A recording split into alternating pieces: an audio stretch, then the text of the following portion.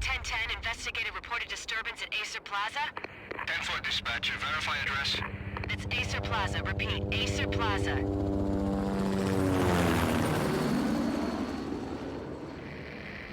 Shots fired on the rooftop. An assault in progress at Acer Plaza. Repeat, an assault in progress.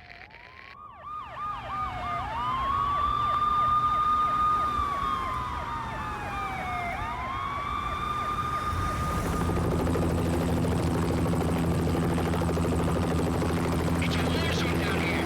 1085 dispatcher, need additional units. Additional units now. Officer in danger. Officer in danger.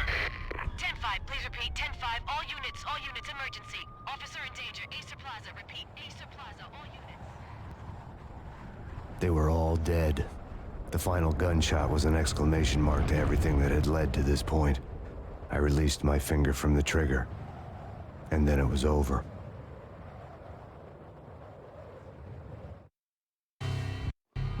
To make any kind of sense of it, I need to go back 3 years.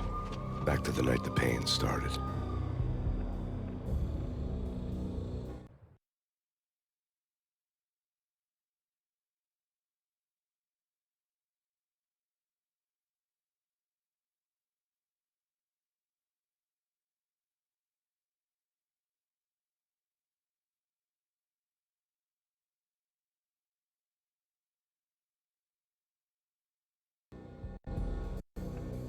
I was still on the force back then. NYPD, Manhattan, Midtown North Precinct, Hell's Kitchen. So when are you coming to work for me, Detective Payne? You'd make me work undercover in some hellhole. Sorry, Alex.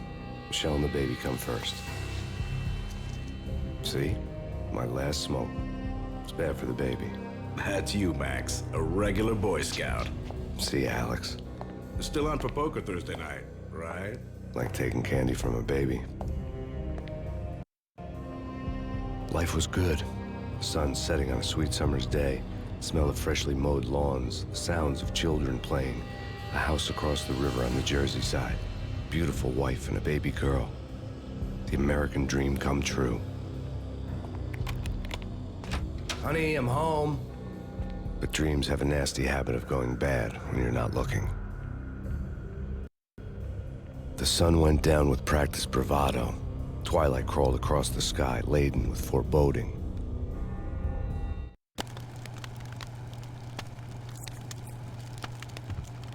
Michelle, honey, anybody home? I didn't like the way the show started. They'd give me the best seat in the house, front row center.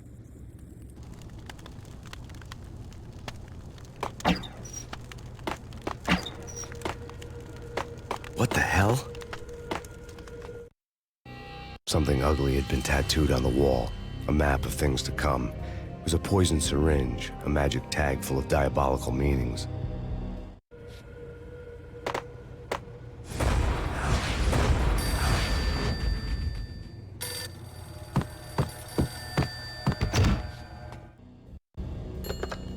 Listen, someone's broken into my house. Call 911. Is this the Payne residence? Yes, someone's broken into my house. They're still here. You have to... Good. I'm afraid I cannot help you. Who is this? Hello?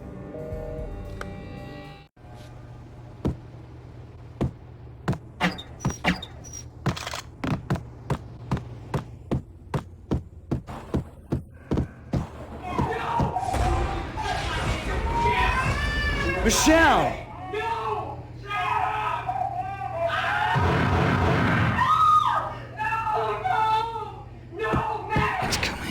Freeze! NYPD, drop it! Coming!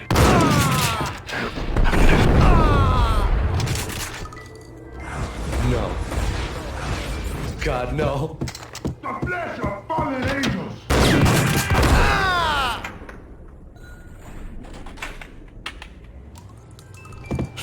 No, God, no, please, Michelle. Oh, baby.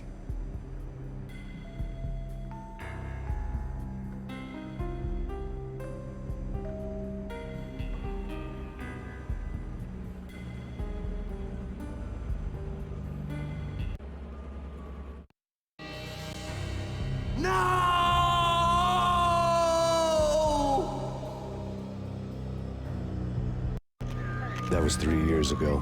Everything ripped apart in a New York minute. The killer junkies had been high on a previously unknown designer drug, Valkyr, V. After the funeral, I told Alex I'd be transferring to the DEA. It took us 3 long years to get a break in the Valkyr case. Then, finally, 2 months ago, a dime dropper tipped us off that Jack Lupino, a mob boss in the Punchinello crime family, was trafficking. I went undercover, infiltrated the worst mafia family in New York.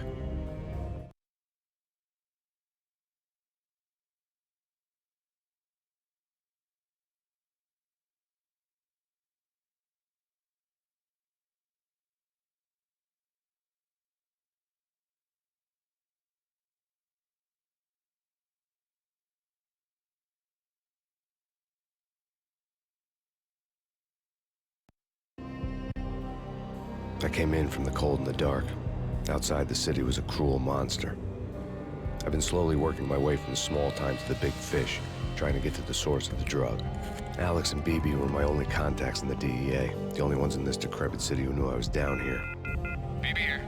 Something urgent has come up with Jack Lupino. You need to meet with Alex immediately at the Roscoe Street station. I hadn't had a face-to-face with Alex since I'd gone undercover. Outside, the mercury was falling fast. It was colder than the devil's heart, raining ice pitchforks as if the heavens were ready to fall. Everyone was running for shelter like there was no tomorrow. It didn't get any better when I got to the subway. The feeling hit me like a point-blank shot straight in the face. Something was not right about this. My Beretta stirred nervously under my coat, but the train doors had already shut behind me, and I was in for the ride. Next stop, Roscoe Street Station, and Alex.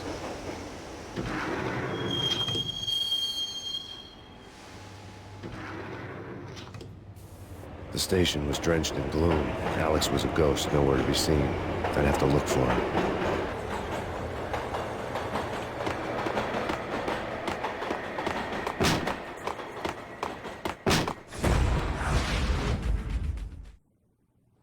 Death was in the air at Roscoe Street.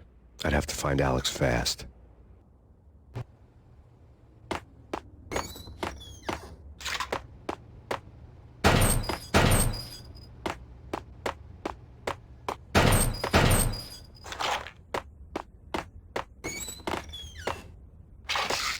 The pills would ease the pain.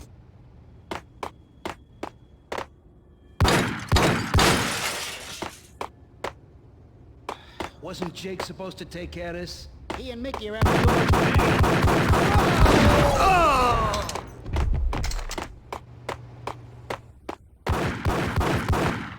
Yeah, he's dead all right. Hey, What the hell?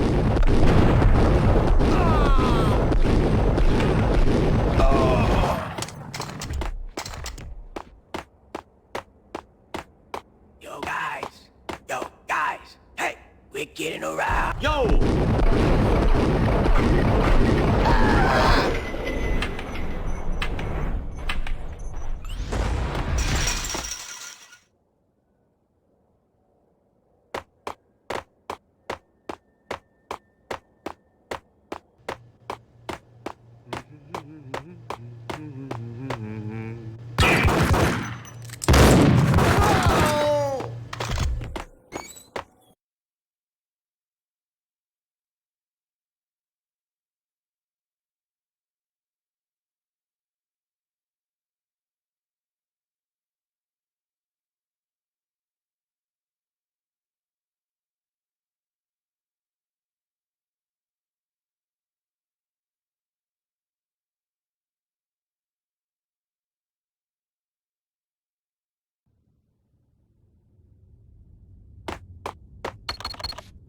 The security panel let out a mocking cackle.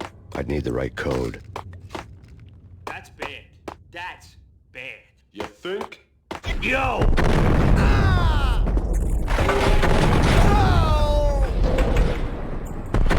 Looking for Alex, I had ended up in the middle of a big-time crime operation.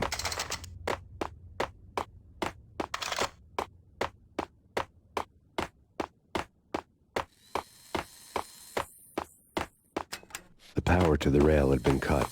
I'd have to get it back on to get the train moving. Kiss it goodbye.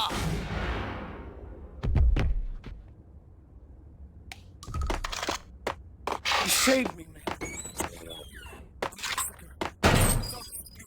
We need to get help. I can make the call from the control room 1 floor up. Can you take me there? Sure. Sounds good.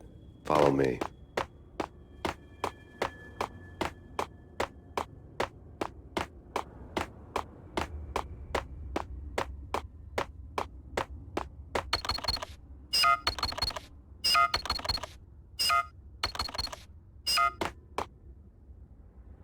Home free. This way.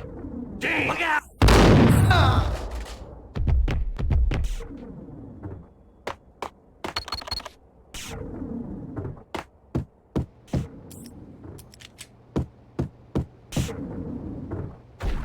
Get him!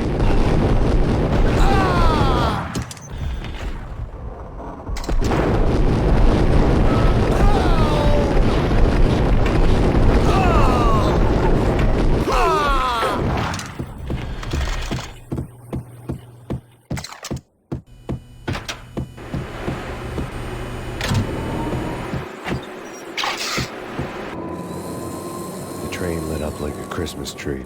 The power was back on.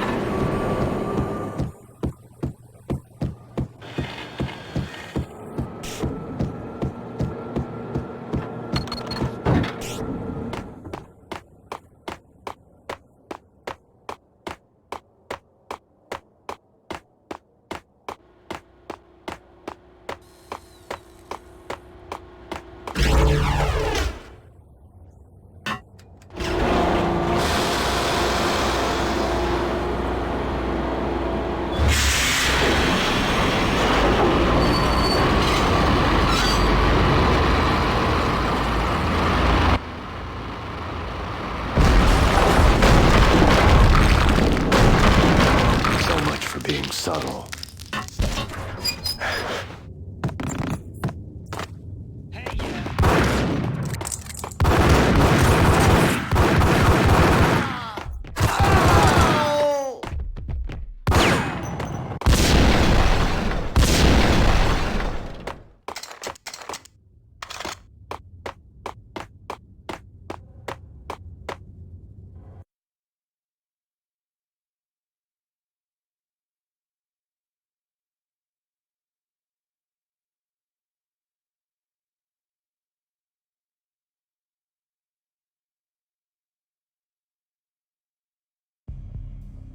The rusty door led to an abandoned part of the station, closed off since the early 40s.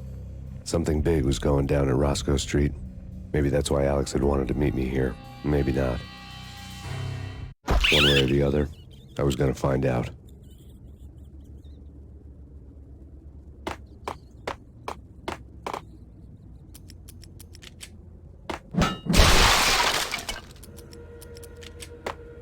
Right? Right. What the hell?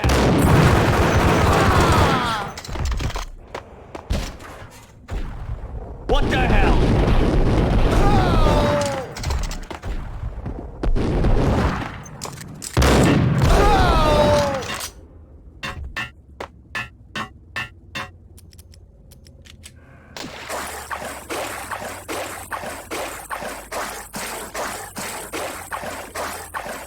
Like Lapino.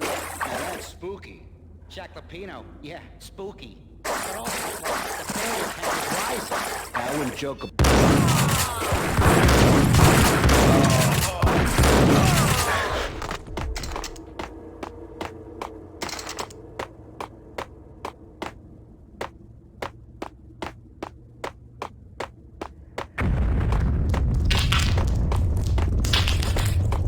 What the hell was that?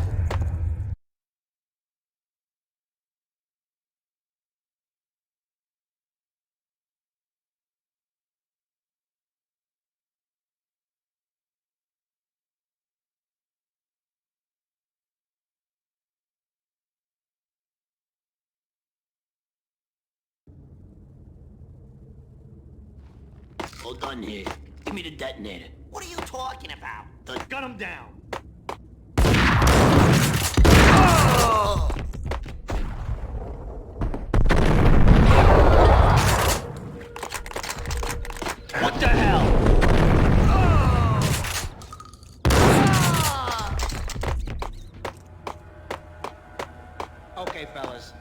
police are on their way. New York's finest. They're gonna be here soon. So stick.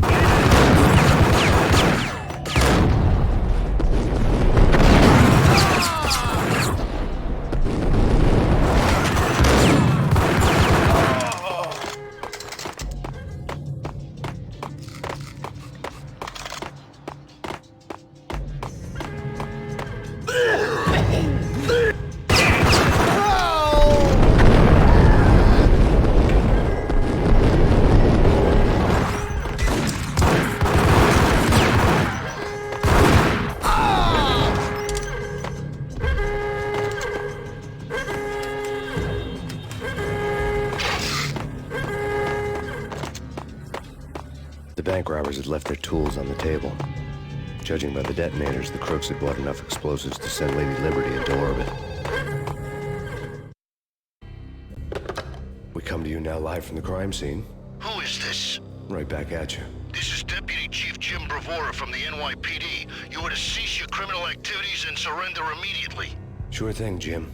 Me and the boys have been talking and everyone's real sorry. They'll never do it again. Who the hell is this? Being placed at the scene of a bank robbery wouldn't have tipped the odds in my favor.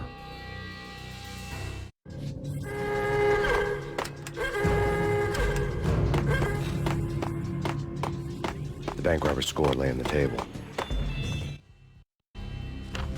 The bank robbers have been after Acer Corporation bonds. The Acer success story had recently been on every channel and on the cover of every magazine.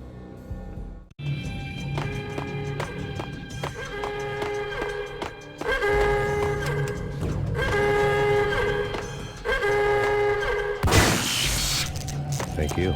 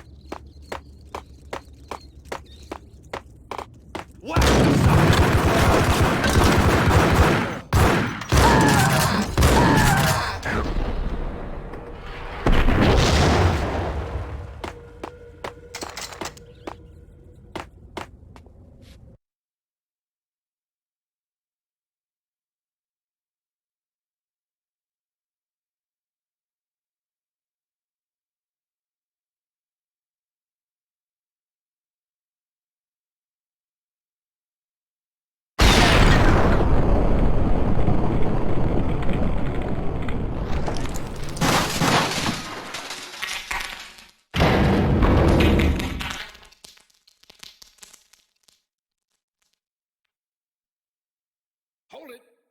Max, Jesus, you almost gave me a heart attack. I nearly shot you. Alex, am I glad to see you? What the hell's going on? There are more corpses here than at the city morgue. It's an armed robbery, a tunnel job straight to the Roscoe Bank vault through the old state. This is Lupino's gig? This is Lupino's doing? Lupino's men? Really? You sure know how to pick a place. Can you get through? No, it's locked. We gotta get out of here. If it's Lupino, it's... Alex? Alex! There was nothing I could do. He was dead. I could tell by the empty, accusing stare of his eyes.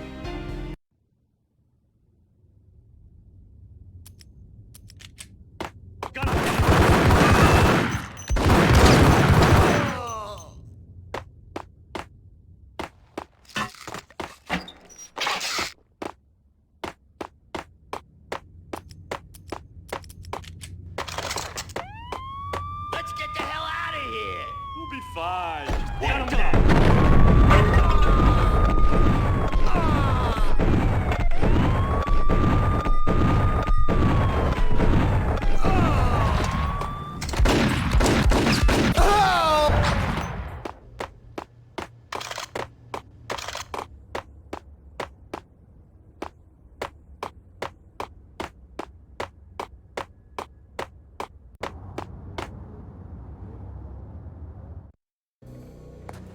Alex had kept me relatively sane for the past 3 years. Now I didn't know how I felt. Somehow he had stumbled upon something big and ended up stepping on Jack Lupino's toes.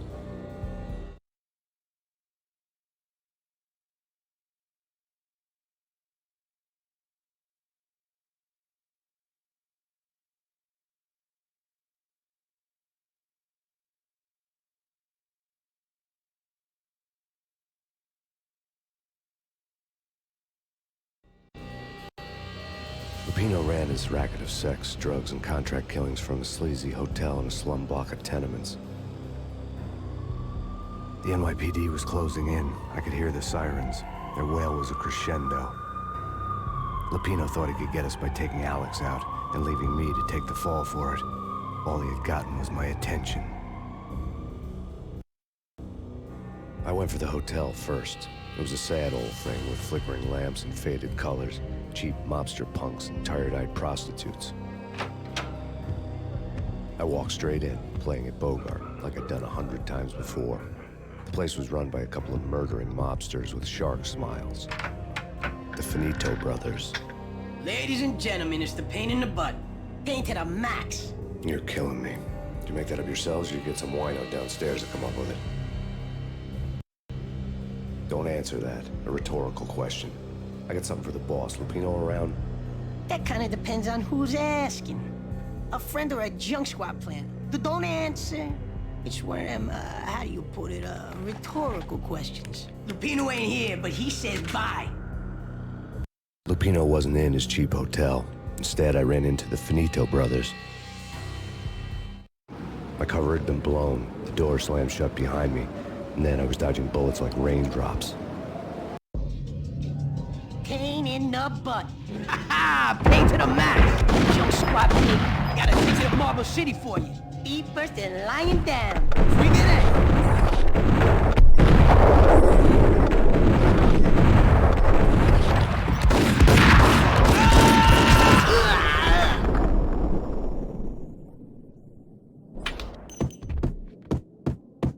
A letter on the desk caught my eye. Bossy! Everything all right? Boss? It's Payne!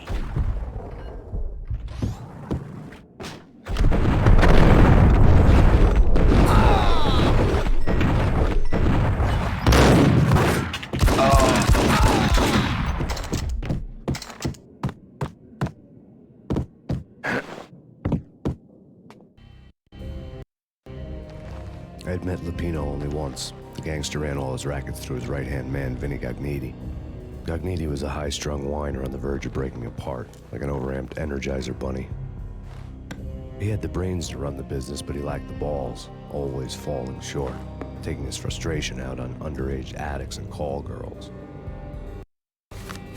The V deal goes down at your hotel. Jack's exact words, quote, "Vinny, you're in charge of this one," unquote. Rico Muerte's coming to see it through. Anything goes wrong and everybody's gonna get dead, goes double for you. Treat this guy real good. Anything he wants, you give him. Don't screw this up or you're finito, finitos. A V deal meant added security, locked doors, and lots of nervous thugs with itchy trigger fingers. I'd seen nothing coming in, but that didn't mean it hadn't been there. Rico Muerte was a regular Kaiser Soze, a spook story told to keep the apes in line. 313. The Finitos had scribbled Muerte's room number on the note's margin.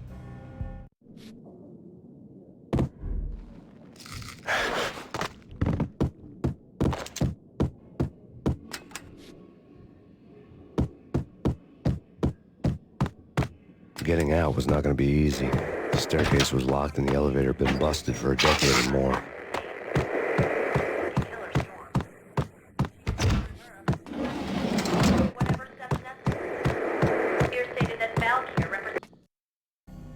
In his press conference today, the mayor stated that Valkyr represents a clear danger to New York and called for drastic actions to eliminate the problem. On today's top story, the Valkyr crisis worsens with the murder of DEA Special Agent Alex Balder. Special Agent Balder had been shot repeatedly from a point-blank range. The gunman has been identified as Max Payne. The noose is sure to tighten around this fugitive criminal as more NYPD units join the search to apprehend him. I had just gotten my 15 minutes of fame.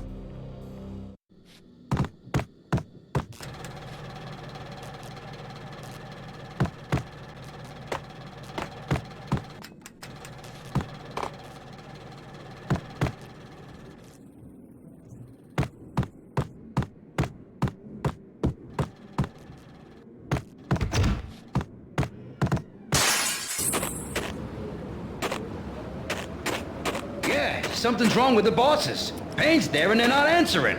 Let's go already. Hey,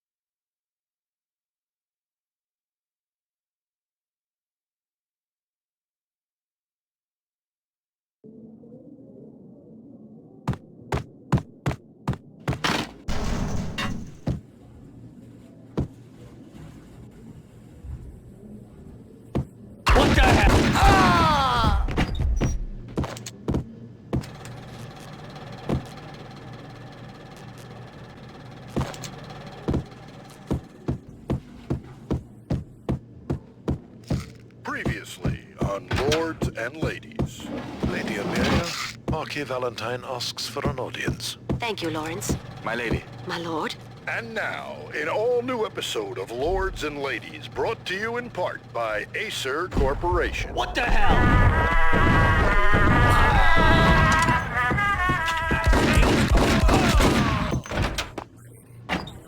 My lady, there is a matter of great importance I must bring V-head junkies could go off without a warning. I had to be careful. Upon that distant... It's Payne! blazing like the colors of your hair. Ice! Think so. Cannot be. This must not be. But why, my love, why? My lord, it is too dreadful. Do not force me to use words. My lady, Piece of crap! Oh, careful. It might kick back. Got him down! I am... My lord, I am your lord.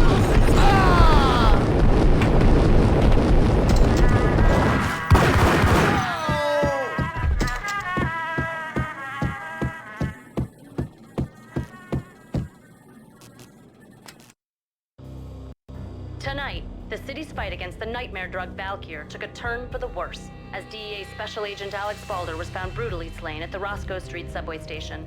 A suspect was seen leaving the site only moments after the shots had been fired, and the NYPD is currently in pursuit of Max Payne, a repeated felon believed to be armed and extremely dangerous. And now the weather. The worst winter storm in recorded history continues to pound the city.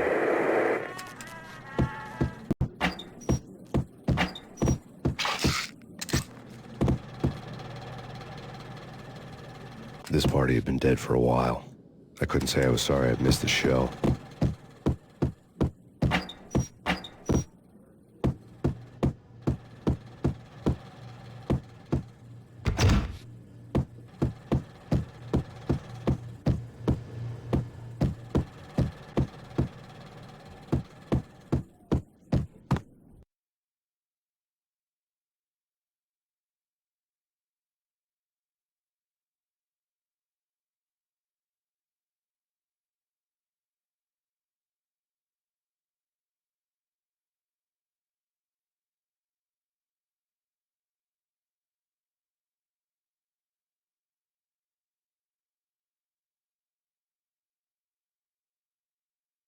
you're gonna die.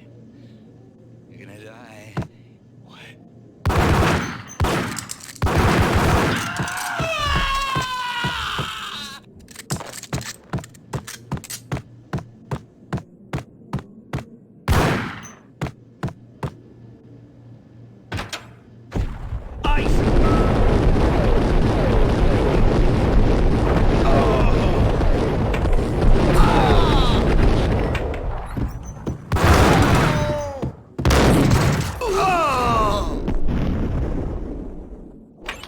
I found Muerte's room.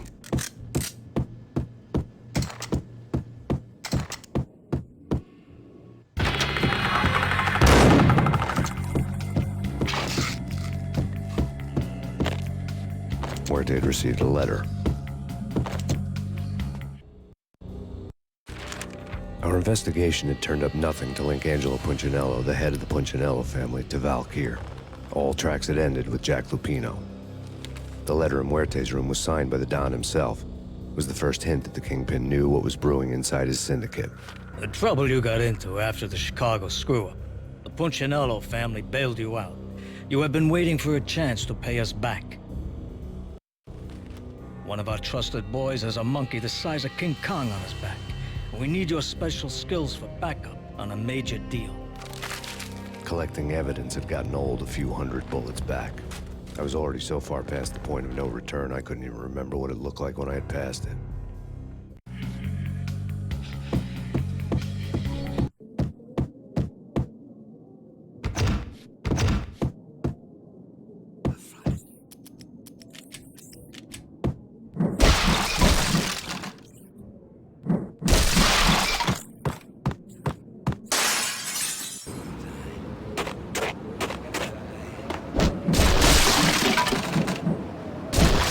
I didn't want to know what had happened here. It was not a pretty sight.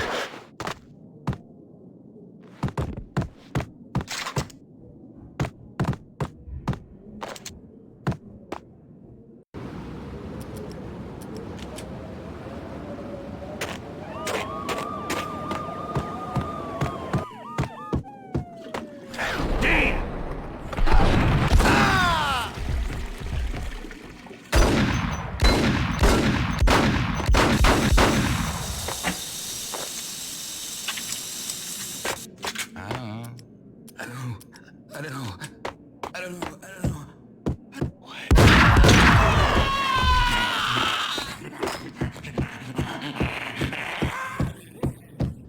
That's bad. Get him!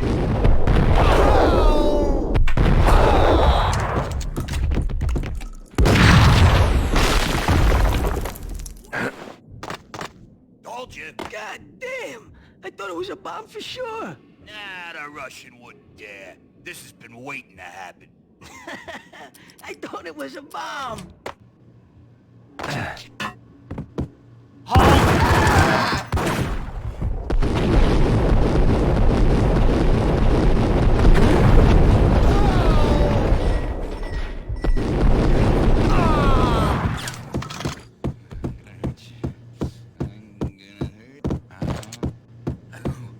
don't know.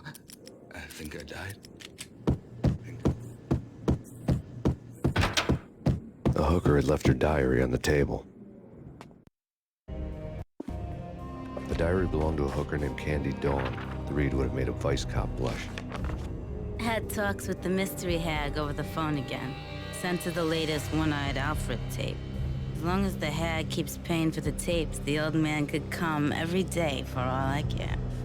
She had a nice sideline, making secret X-rated flicks of her clients and selling them to the highest bidder.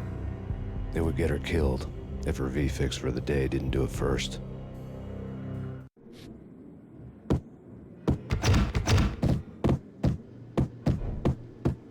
It's coming. It's coming.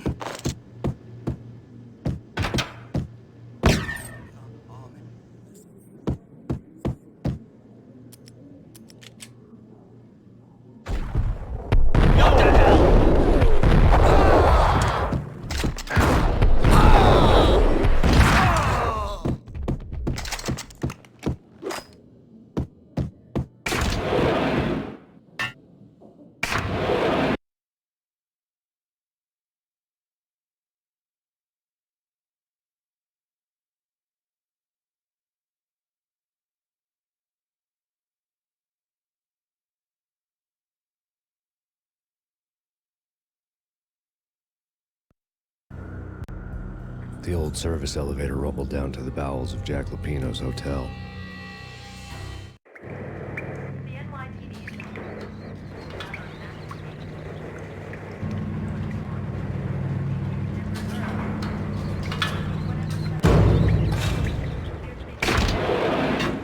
It was freaking crazy. Cops were doing a full-scale siege next door. More traffic than rush hour. I mean, bleeding bastards running back and forth, Ronnie and Jimbo to throw, and in the middle of all this, there we were.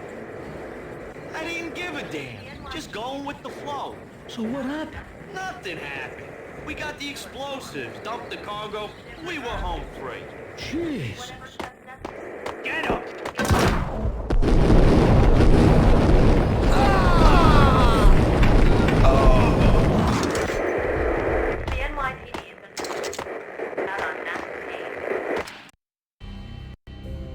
A winter storm warning is in effect in the whole tri-state area, as both freezing rain and heavy snowfall continue. Many roadways are already closed, and people are advised to stay indoors. The severe blizzard has ravaged New York for 3 days now, with no end in sight. We'd been snowed from the start in the Valkyr case. The forecast said there was plenty more where that had come from. But the snowbound city was on my side. Less chance of innocent bystanders getting caught in the crossfire.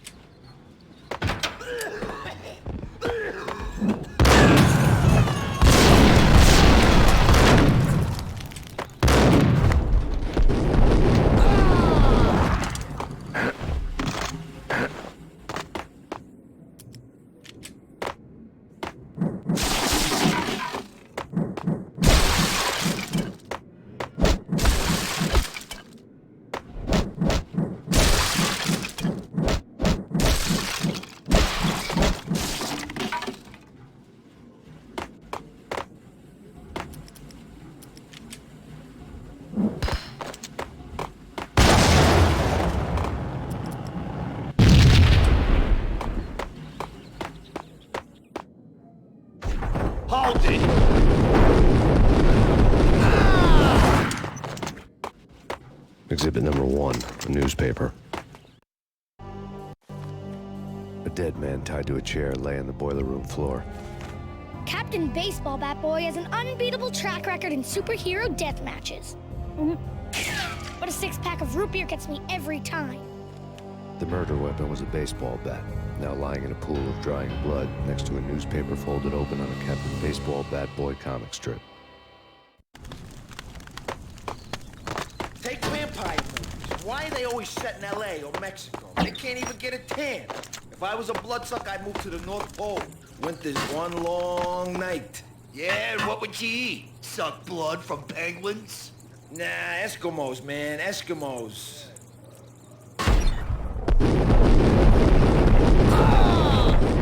Ice!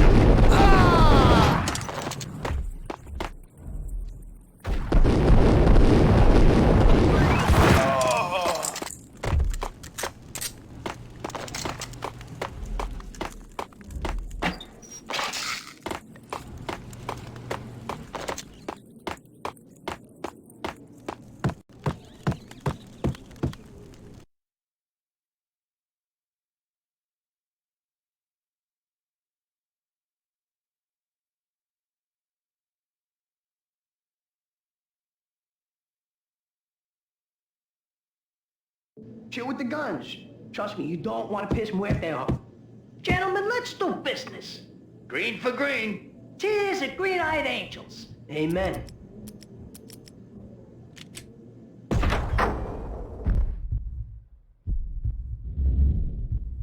Get him!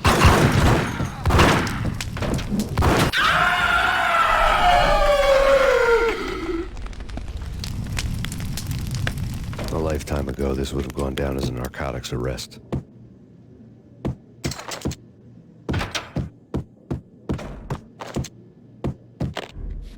The transparent cylinders glowed green, full of Valkyr. It was dirty money.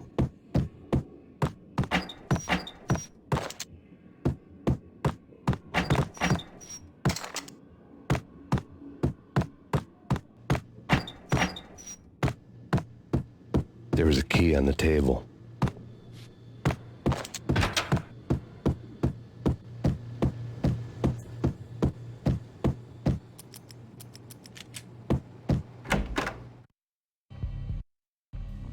Two mad dog killers, ready to murder each other. They step into the next room, and I'm thinking, now they're gonna do it. But no. They sit down in front of a TV and solve their differences with the Kung Fu fighting video game.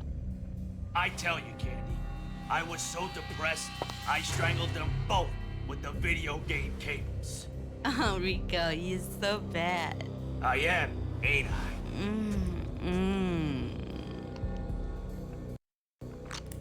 Rico Muerte, big-time hustler.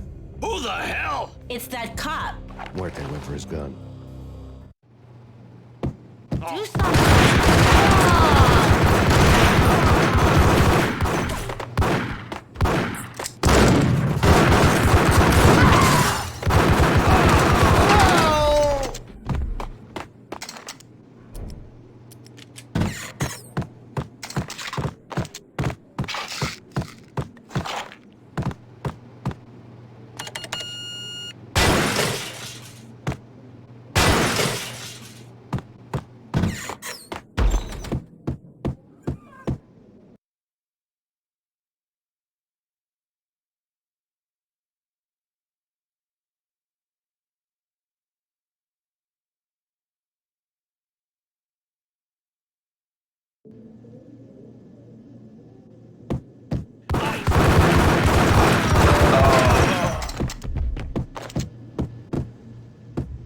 The antique switchboard was still in use.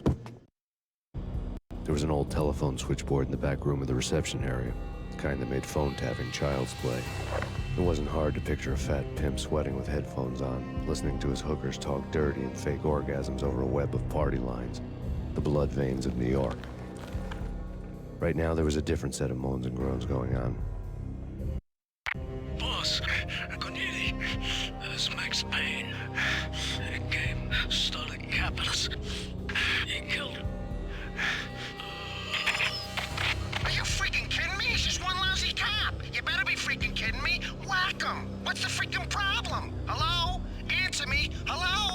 The word was out.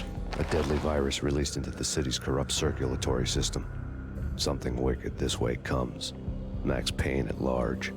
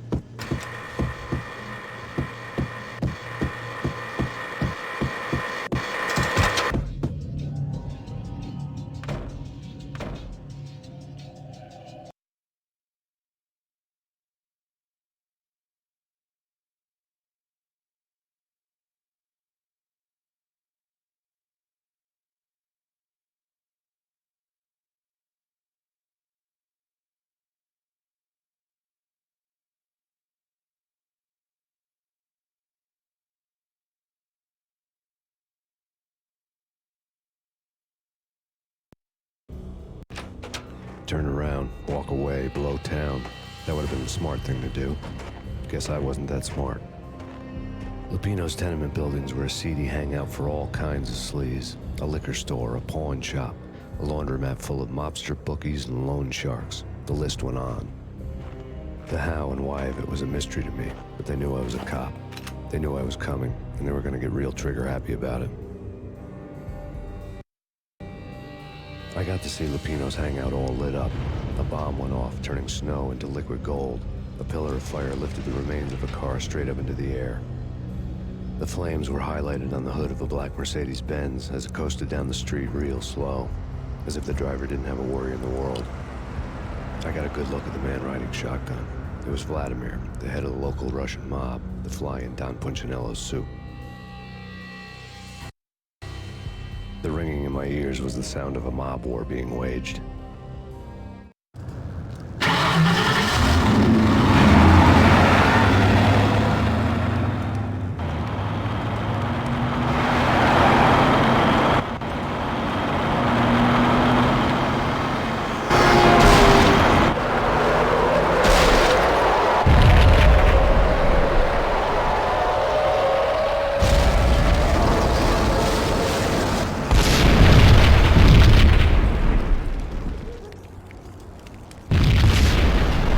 Exploded inside the closest slum building.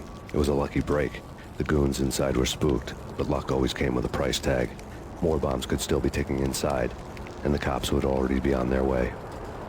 Jack Lupino's suite was on the top floor. At least it used to be, before the explosive makeover.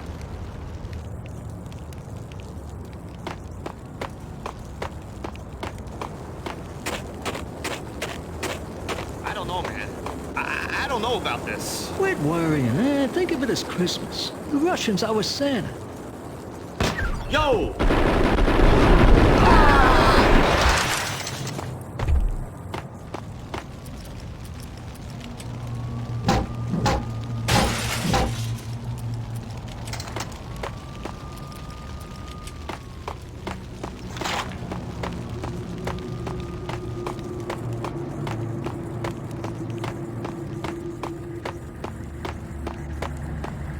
The headlines were a depressing read. The headlines were screaming bloody murder. The storm was a screaming duet with the approaching prowl car sirens. It was all a scream when you were down for the count and wanted for murder.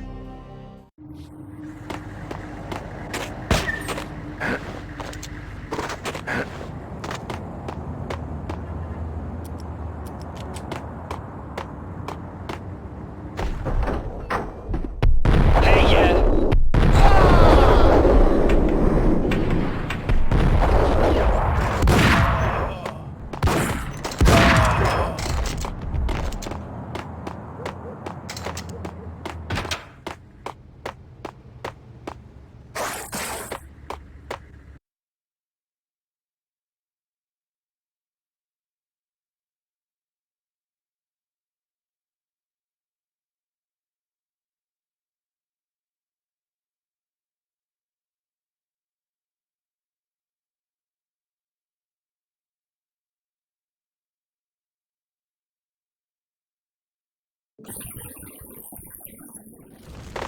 whole building was rigged with explosives.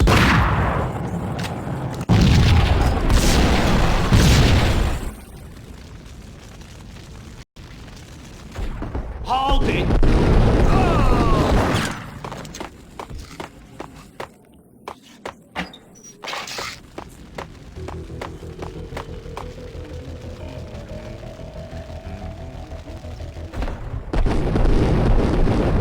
What the?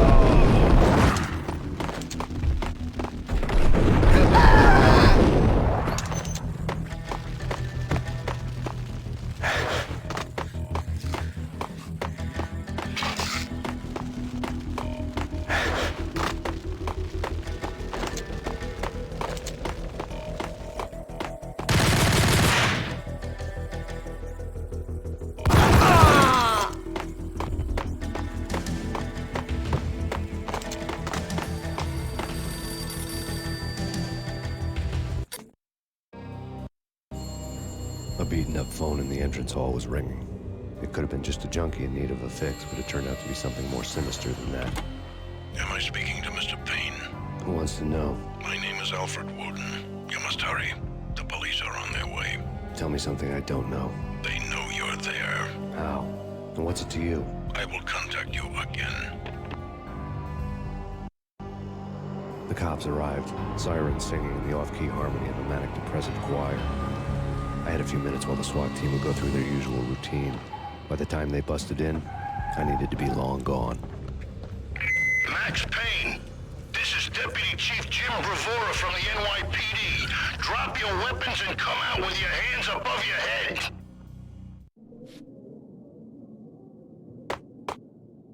Eh? No. Eh? Forget it. There!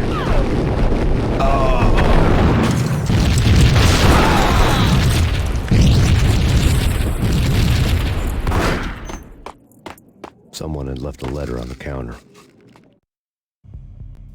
Suddenly it all made sense. The bombs, the Russian mob boss making an appearance in person. Gagniti was his usual self, all talk and no walk. After our hit, the Russian has only a couple of guns left, and they can be bought. There's no freaking way he has the guts to try anything after that. As it turned out, the Russian had plenty of guts. One thing you could count on, you push a man too far and sooner or later he'd start pushing back. There was a key on the shelf.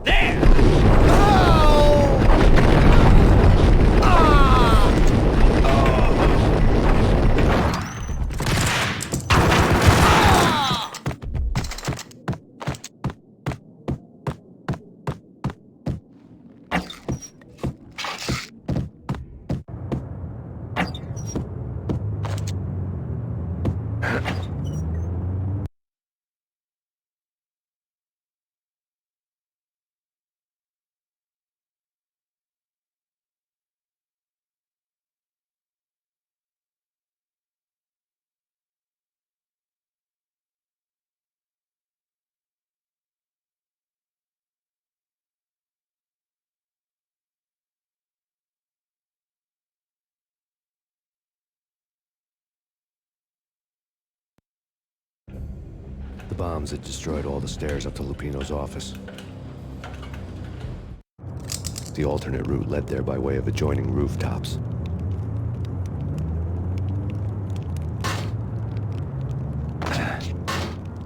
It's never been this cold. Never ever. It's like the sky's... Yes, sir. It's the end of the world as we know it. And I don't feel fine. I don't feel anything. Not a thing. I'm freezing.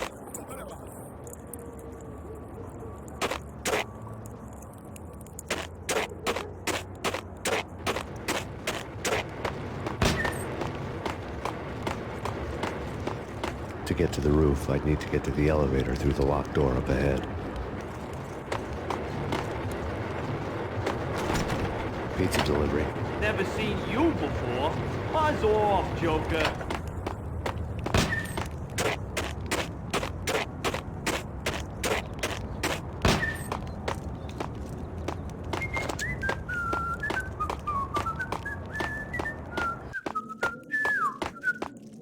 You're gonna die.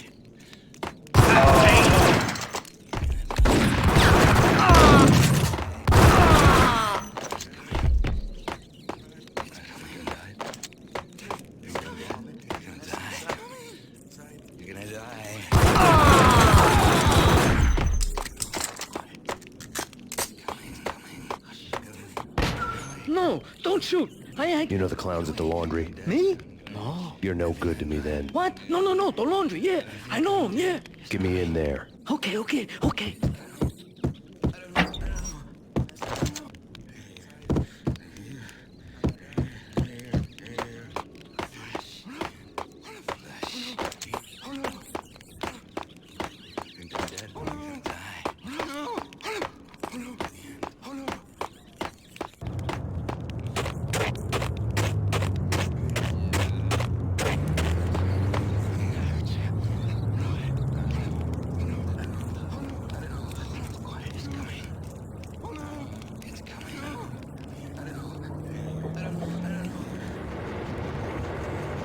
It's me. Open up. Let me in, quick. Not so fast. The password. John who? Come on. Oh, okay, John Woo. All right. Come right in. It's a trap! It's...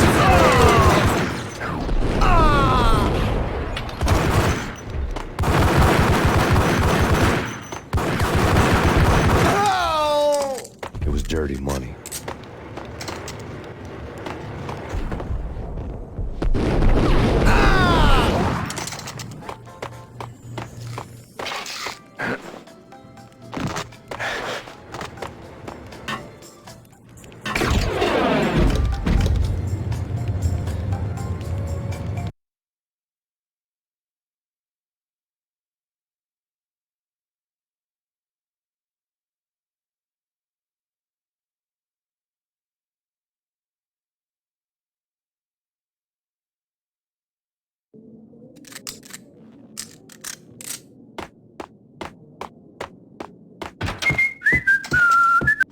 I'll be out soon.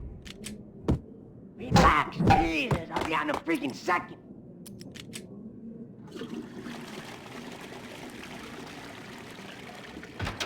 Damn!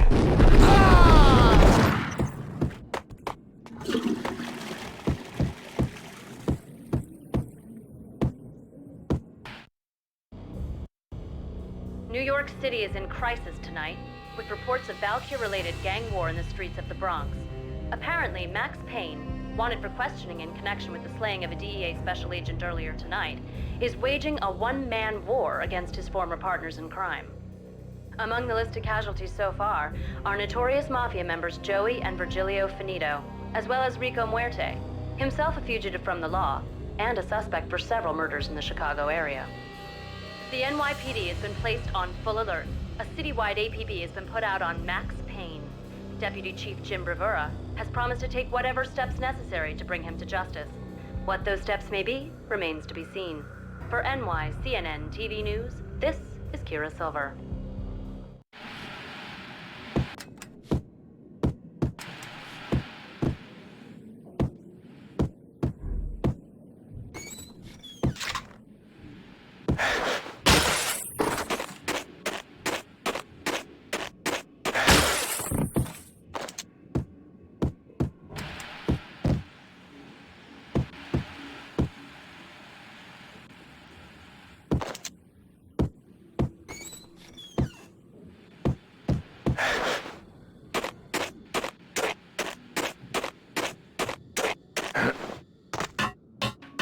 What the?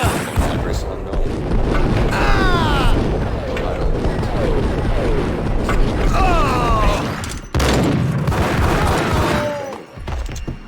Only it's not me talking to the pink flamingo, but someone who looks.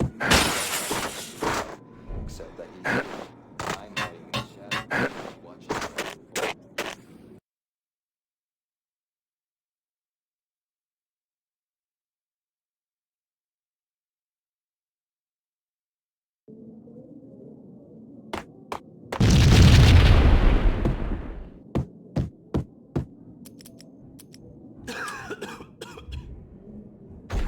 What the?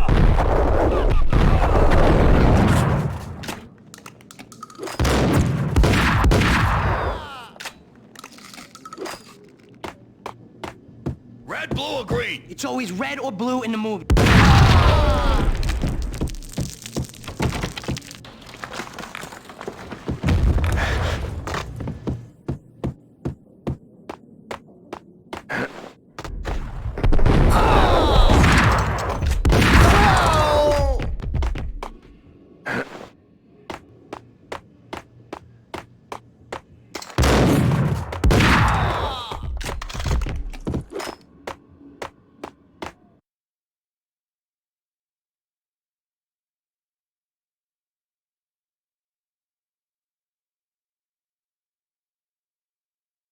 What the hell are you standing around here for? They're bombing us. What are you doing?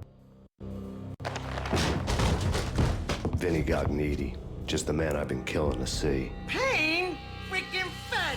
I knew from day one there was something screwy about you. What do you think you're doing? You're a freaking cop. You ain't got squat on us. You can't just come in here waving your piece like it meant something. Yeah! Oh my God! Oh God, you shot me! Ah! You're dead, Payne! What the hell are you waiting for, you apes? Kill him! Kill him! With pleasure, boss. Gognitti bailed. I made like Chow Yun Fat.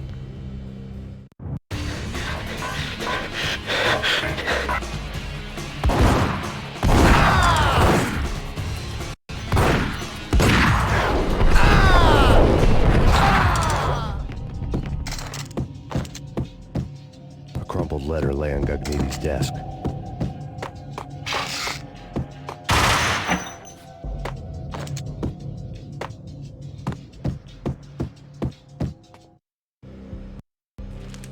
The letter was addressed to Don Punchinello, but Vinny had never had the nerve to finish it. Jack's gone voodoo. Just the other night, he shot Dino because he wanted to see what his brains looked like splattered on the wall. He's a freaking mad dog. We're running out of men and business fast. Gognitti had been living in mortal fear of his boss. Jack Lupino was a psycho.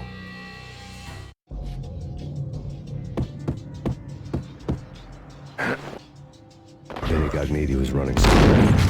He could run, but with a bullet in his stomach like a broken bottle of Tabasco, he was quickly running out of time.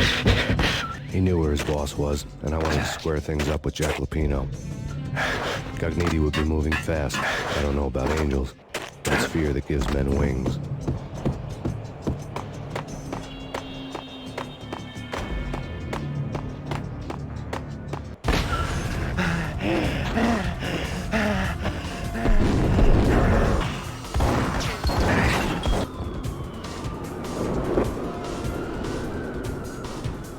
Gognitti hitched a ride. To catch him, I'd have to follow his lead.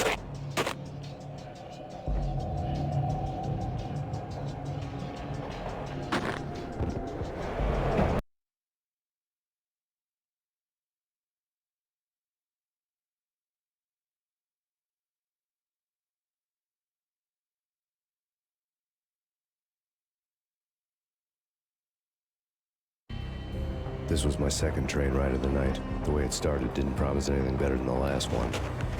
Freezing wind tearing at my face like sandpaper and razors. Ice hard and slick under my hands and feet. And somewhere in the background, the wail of sirens. The city howling after me. New York sped by and fast forward. Dark rooftop water towers and a dead forest of antennas and chimneys, all a blur. When the train he was riding slowed down, Gognitti made his move.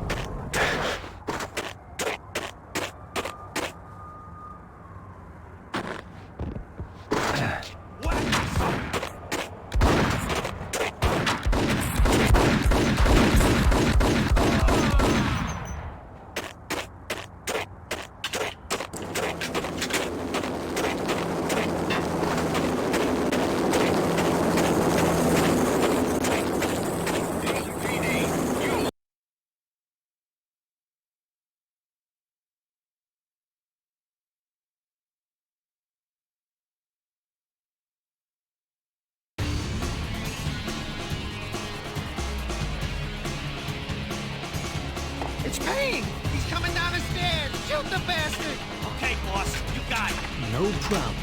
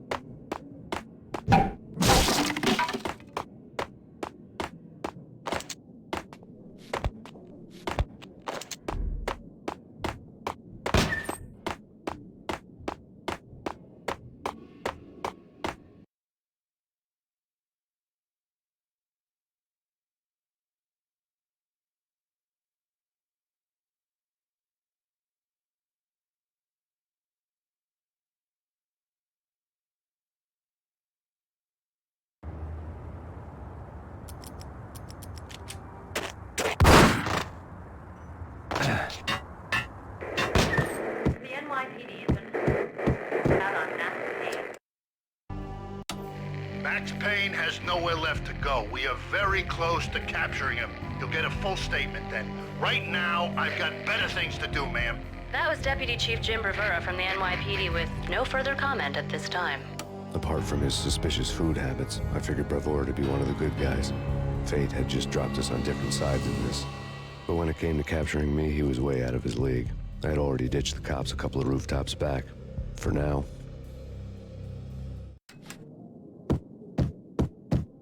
He's coming! I can hear him! Ready? Keep your guns pointed at the door. Okay, this is it. Any moment now, Payne's gonna bust through that door with murder in his eye. It's either him or us. I, for one, am gonna pump the SOB so full of lead, they'll need a forklift to carry the coffin to the grave. There!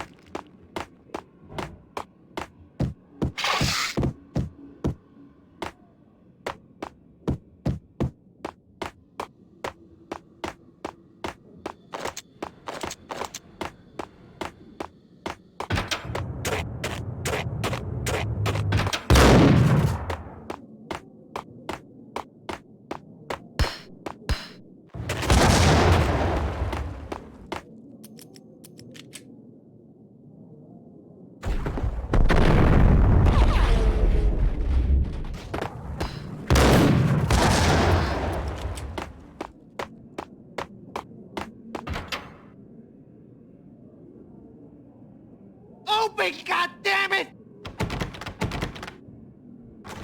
Payne! I'll kill you, you lousy freaking cop!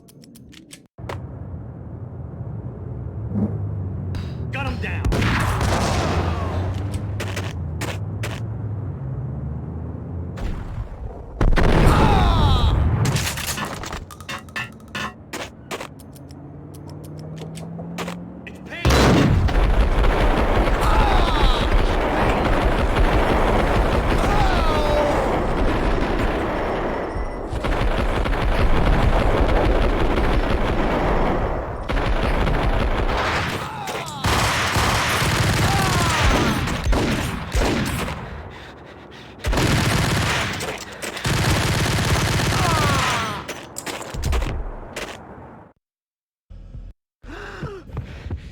Gagniti ran out of steam in a dead-end alley with steam boiling out of the sewer grates like all the fires of hell were burning high beneath us. It was shakedown time. Where's Lupino? Screw you! Bad start, Vinny. Police brutality! I rate pretty high on that. You can't just hurt me in cold blood? Just keep telling yourself that. Listen good, Candyman. I'm not gonna be anybody's fall guy. I want to know where your boss is hiding. There was no glory in this. I hadn't asked for this crap. Trouble had come to me in big dark swarms. The good and the just were like gold dust in the city. I had no illusions. I was not one of them. I was no hero. Just me and the gun and the crook. My options had decreased to a singular course. I'll tell you, just don't hurt me no more. Lupino's at Ragnarok, the nightclub. Book me, take me in, hold me to the freaking jail, just don't hurt me. Your rights will be read at your funeral.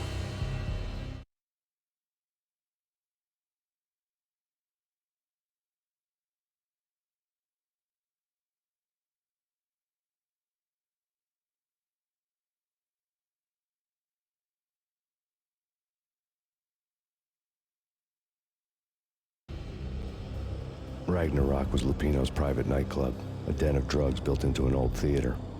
I knew what waited inside. V-head junkies ready to explode in random acts of senseless violence, and Lupino's goon squad, the worst stone-cold killers this side of hell. Ragnarok was as inviting as a headache, flickering and flashing to a machine gun beat. The belly of the nightclub was a gothic theme park that began with bondage games and led to the nasty stuff from there.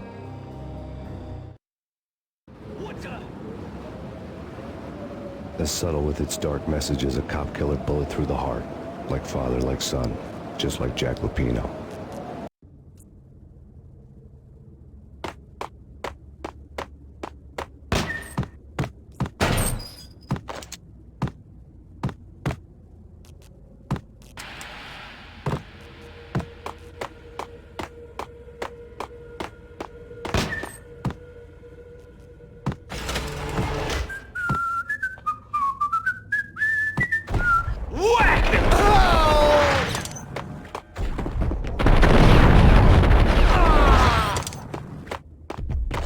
The book had never been a bestseller.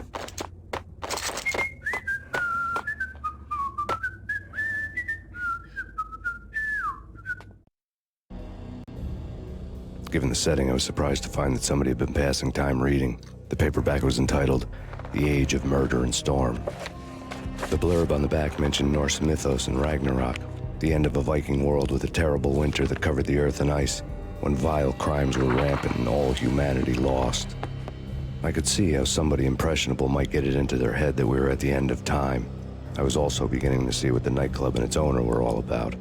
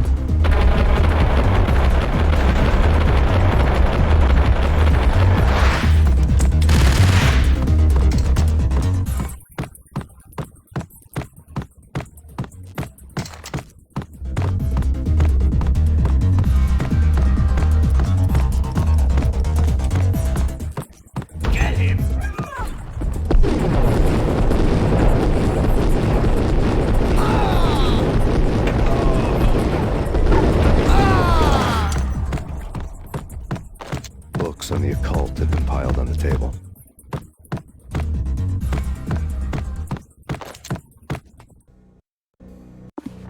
The room was stacked with light reading, such as Necronomicon, Witchcraft, and Paradise Lost. Old exotic titles like Malleus Maleficarum and De Umbrarum Reini Novum Portus. Books with pentagrams on their covers all dealing with the occult, the infernal. Lying between stacks of horror videos and a couple of Ouija boards. The only thing I could take seriously was the thought of Lupino taking it seriously. He had been spending a lot of time getting intimate with the guy downstairs.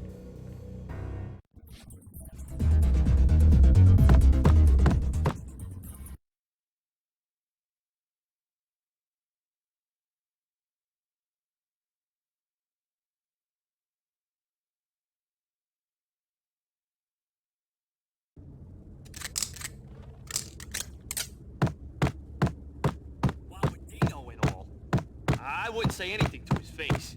He might not... Who knows what he'd do? But somebody's gotta go in there. It's too freaky. All the screaming, I mean. It's been 3 days now. Don't look at me. Damn it!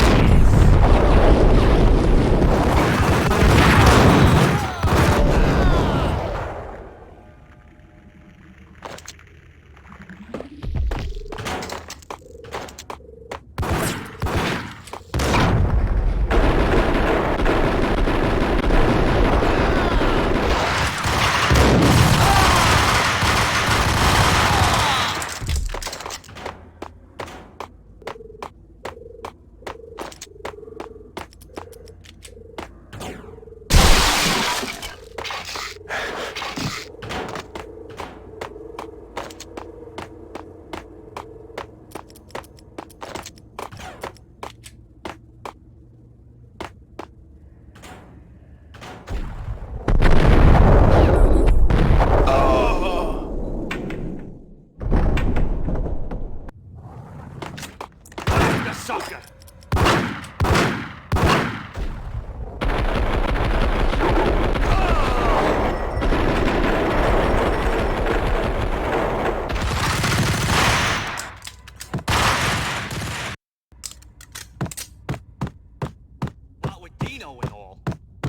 I wouldn't say anything to his face.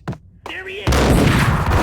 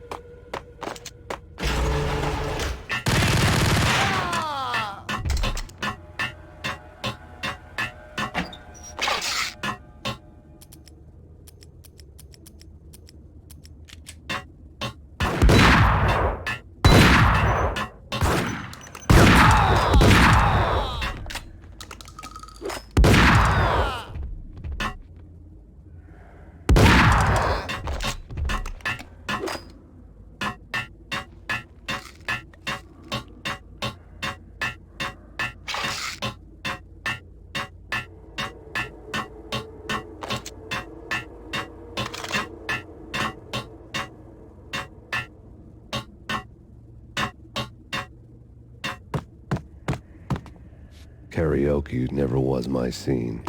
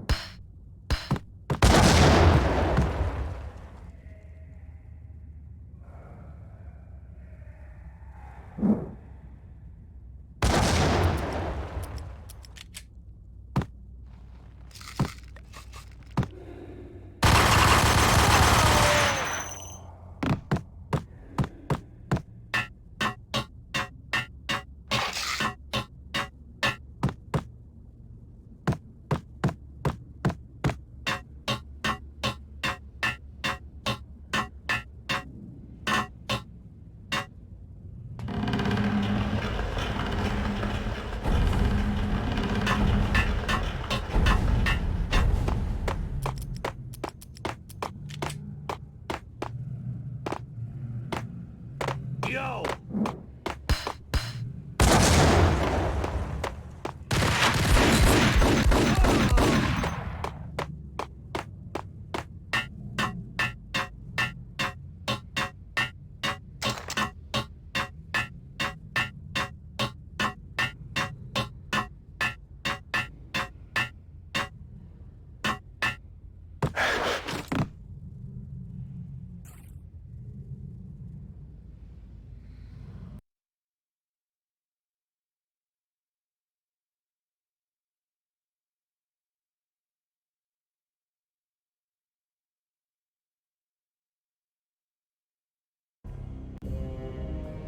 The backstage area led to Lupino's inner sanctum. The hot air inside was like an invisible wall, thick with incense and something else, a sickly sweet smell that made you gag. This was the rotten core of the Big Apple. Lupino lurked somewhere ahead, like a spider at the center of his web, waiting. The vapors in the air started to make my head swim.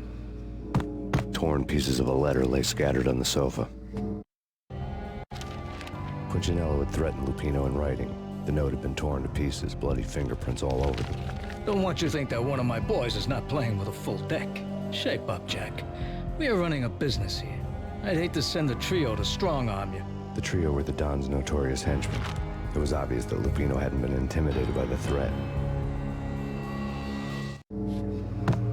Lupino's notes covered the table. Jack Lupino was crazy, all right. The table was scattered with notes of demented arcane nonsense written in rusty blood, a mishmash list of demons, devils, and dark gods evoked. Beelzebub, Asmodeus, Baphomet, Lucifer, Loki, Cthulhu, Lilith, Hela, blood given to you all. He was after that old Faustian deal, your soul for power and fortune. Just sign on the dotted line with your blood. Lupino's notebook lay on the pedestal. Jack Lupino was crazy, all right. Mythic wolves, let loose to devour the sun and the moon. Lupino is the wolf. I'm Mr. Beast, the big bad Fenris wolf. I'm the end of the world man, wearing the flesh of fallen angels. After Y2K, the end of the world had become a cliche. But who was I to talk? A brooding underdog avenger alone against an empire of evil, out to right a grave injustice. Everything was subjective. There were only personal apocalypses. Nothing is a cliche when it's happening to you. The flesh of fallen angels! Come to me all! Astaroth, Beelzebub, Asmodeus, Baphomet, Lucifer, Loki, Satan, Cthulhu, Lilith, Hela! Blood to you all! Secrets living under the skin of reality. I've seen it. The corruption of flesh.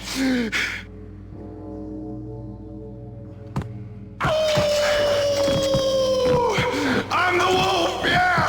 I am the wolf! It's close. It's coming. You have come. The witness to the end of time.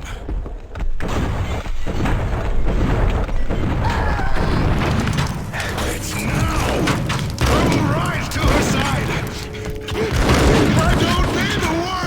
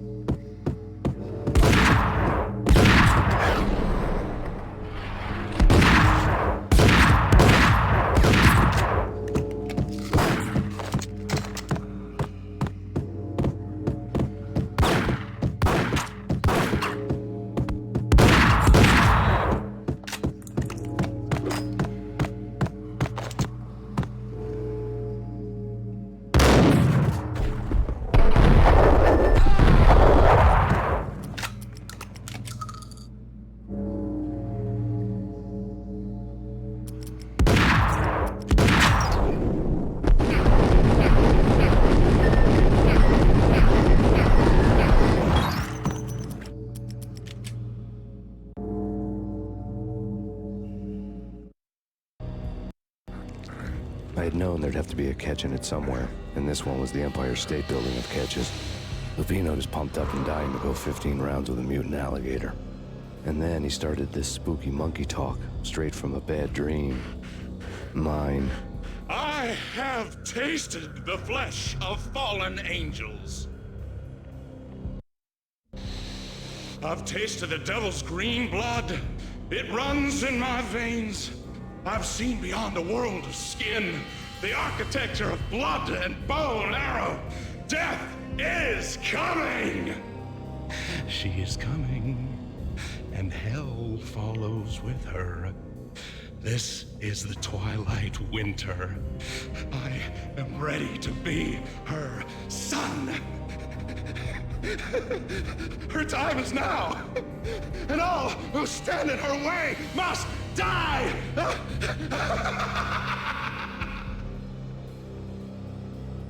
Die! You'll die! You'll die! Now! All die!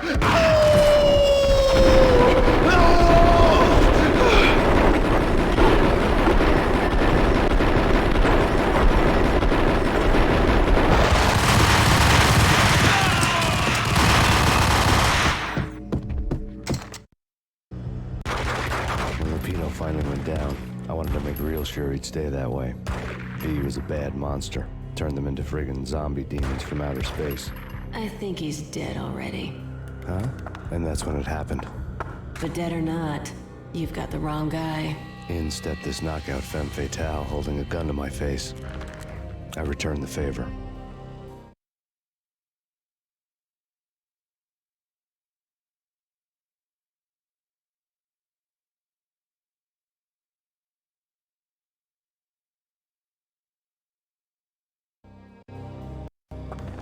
Lisa Punchinello. Lisa Punchinello was the Don's wife. Mona Sachs. Lisa's evil twin. Your safety's off, evil twin. You might hurt someone with that gun of yours. Lisa's the damsel in distress. I'm the professional. I'd blow you away without batting an eye. Sure, and you can check out my credentials splattered all over this joint. Jack couldn't have framed you. Not the state he was in. We're after the same slime bag. Angelo Punchinello's the one who murdered your friend and framed you with it. You know this for a fact. I've got my sources. I don't have a clue these days. I just shoot them as they come. Who put a contract on the Archfiend? This one's mine. I hate the guts of that sadistic wife-beater. Why not pool our bullets for this one? I thought you'd never ask. My finger was starting to twitch. How do you like your whiskey? I'm easy, as long as you don't try to slip me a Mickey. You're a real angel, Max. It was good stuff. Tasted sweet as honey going down. Nothing personal. Can't risk you going berserk and getting Lisa killed.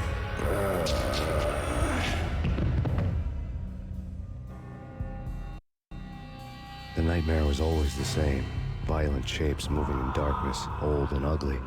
The killer's mad laughter was a riddle filled with wicked innuendo.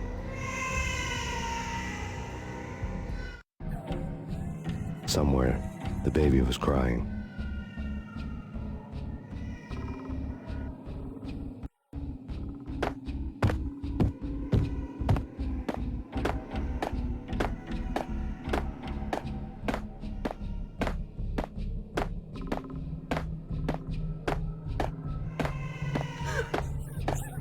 No, please, Max!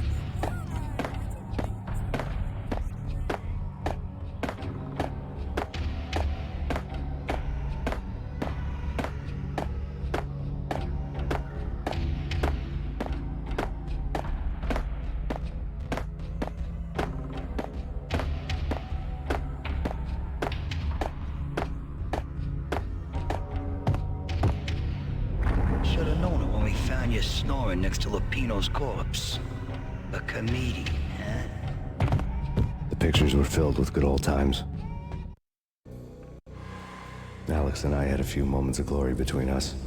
Crime-fighting comrades, the best in NYPD DEA collaborative team. Good-hearted macho bullshit like that. I would have given anything to have him here as my backup. No such luck. No luck at all. Michelle looked at me from the photo. The Payne family. Happiness captured in a Polaroid moment. I had thought it would last forever, till death do us part. I didn't want to think about it. As long as I didn't, it could never happen. But I had broken my own rule. The thought had already slipped in. Fear was rusty needles poking at my brain. Cold and scaly, it slithered down my chest.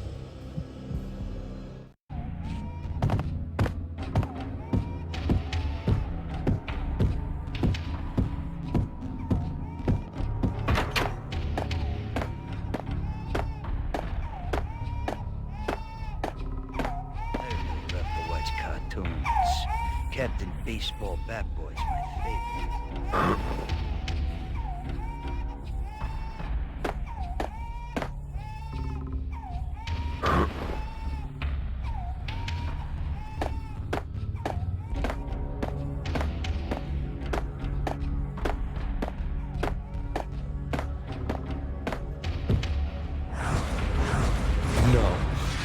No, please, God, no.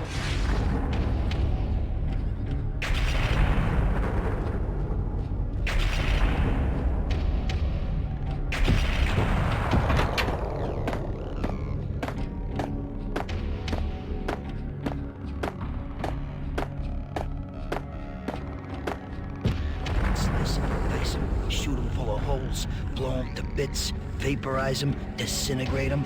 No matter what you do, they'll still be back good as new. Michelle's diary lay on the table. Michelle was working part-time in the district attorney's office. Her diary was open on today's entry, her handwriting all pretty curves. An army dossier found its way to my desk yesterday. Valhalla? Isn't that a Norse myth? Something about Vikings? I tried to tell Max about it, but he was busy, that cute frown on his brow. Guess it's nothing, just a mix-up at the courier service. From now on, I would always find time for her. It was a hollow promise. Too little, too late.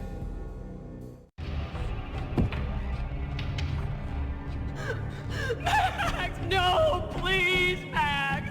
Why? I didn't mean to. I'm sorry.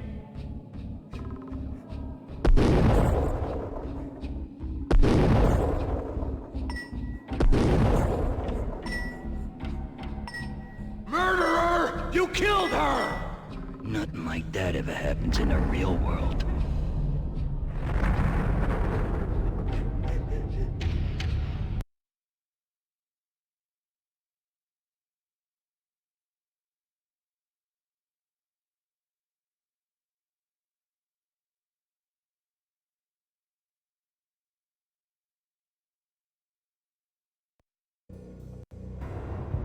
I woke up in a bad dream. My head felt 2 sizes too small for my brain. Max Payne. I envy your name. And the killer was smiling. Pleased to meet you. I'm Frankie the Bat Niagara. Niagara, as in you cry a lot? He had a baseball bat and I was tied to a chair. Pissing him off was the smart thing to do.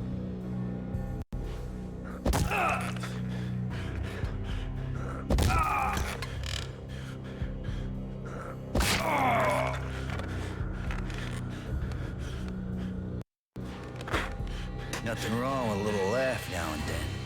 Take me, for example. I love to watch cartoons. Cartoon violence is a fascinating thing. Let's take a break.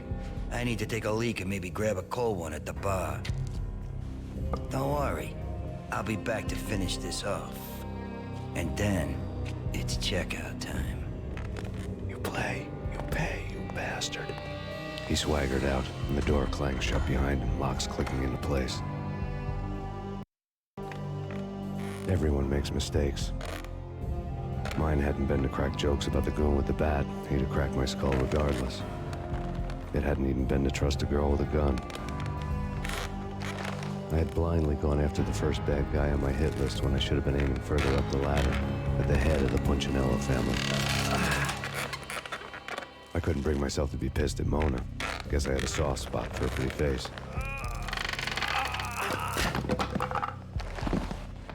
But when somebody decides to play baseball with your head, you tend to get sore. They had dragged me back to the basement of Lupino's hotel. I was beaten, bruised, and blue. I felt like the chair I had broken to get free.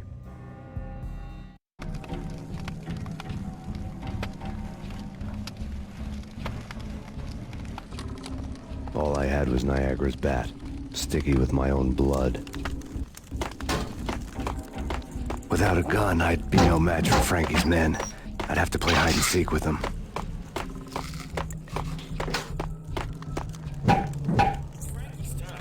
We'll take care of it. Yeah, I know. What the hell?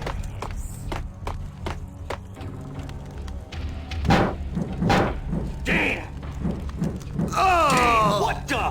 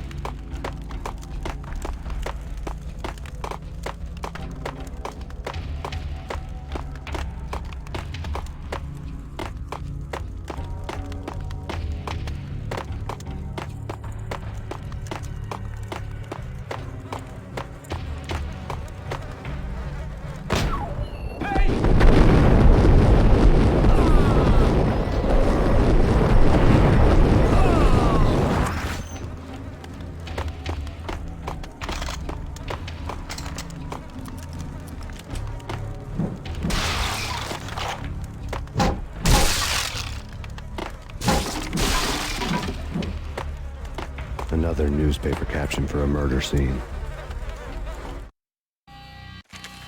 Frankie had left his calling card, a Captain Baseball bat boy strip, next to a sewer passage filled with bodies. You'd better not mess with Captain Baseball, Bat Boy. Even my archenemy, Bicycle Helmet Girl, swoons at the sight of me. Aha! There were enough corpses to put a mass murderer to shame.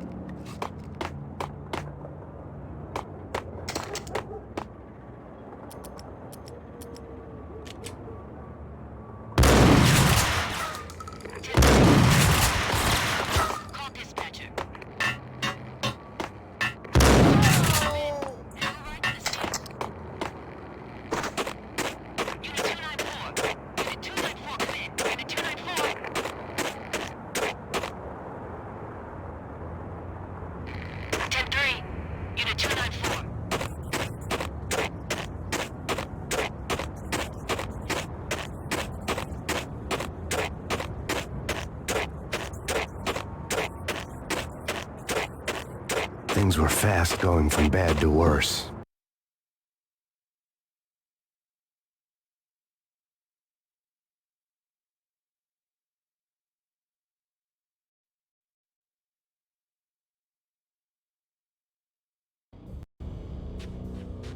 The men in blue had come and gone. They had decorated the place with chalk outlines and tied it together with yellow tape. The cops who had stayed behind were dead. Frankie, his boys, and I had the place all for ourselves.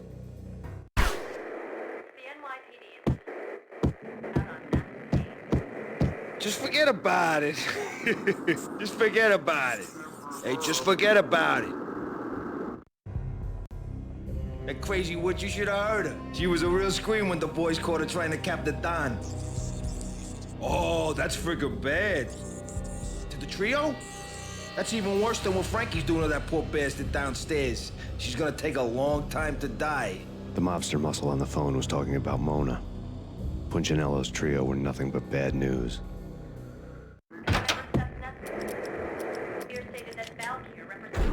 There he is!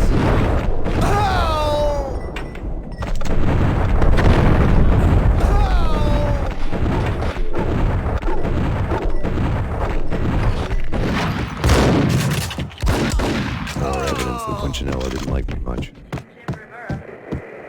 Take whatever steps necessary. Here stated that Valkyr represents. The fact remains that all the victims so far identified in the Ragnarok shooting have been known criminals, many of whom had large doses of V in their blood. Reliable sources say that Max Payne was also among those killed, although no body has been recovered at this time. Reliable sources. That meant somebody thought the Mafia had me, didn't want the cops snooping around anymore. The body would be delivered to them barely recognizable. Case closed. Don Punchinello had the power to be that reliable source, which was no news. But his news was old news. Framing me hadn't been enough. Don Punchinello had put a hit on me. He wanted me dead, and it had been important enough for him to give written instructions to Frankie about it. Max Payne should die like a dog for the trouble he's caused. Frankie, I know I can trust you to give this matter the dedication it needs.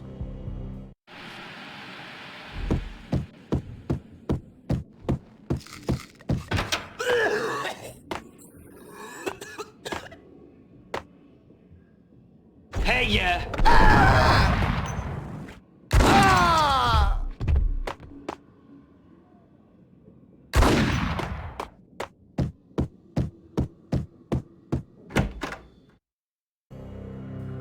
The hotel bar was fast developing quite a history. True to his words, Frankie was there, having a beer. Jesus Christ. How the hell did you get loose? Got bored waiting. Thought, what the hell, we could just as well finish this here. Fine by me. This works out just as well.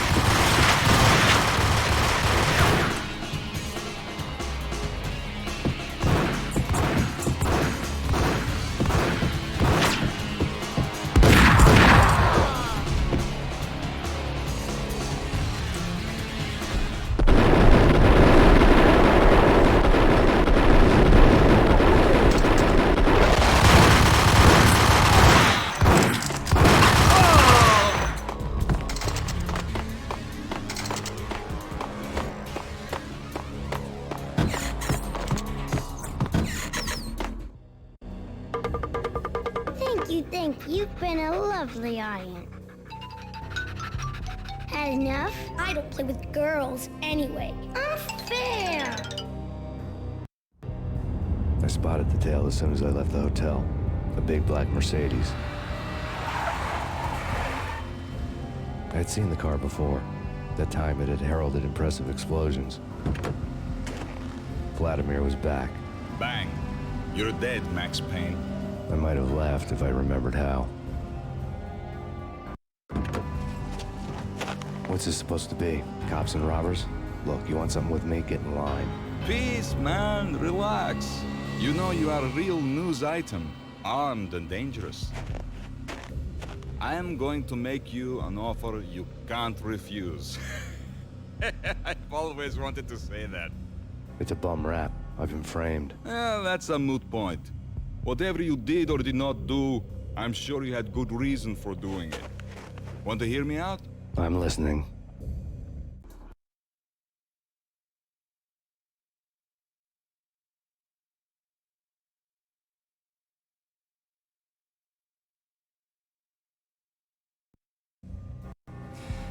Punchinello messing with V is bad for business all around. But that's not all. There is this guy, Boris Dime, used to pull jobs for me. He's the captain of the cargo ship Charon.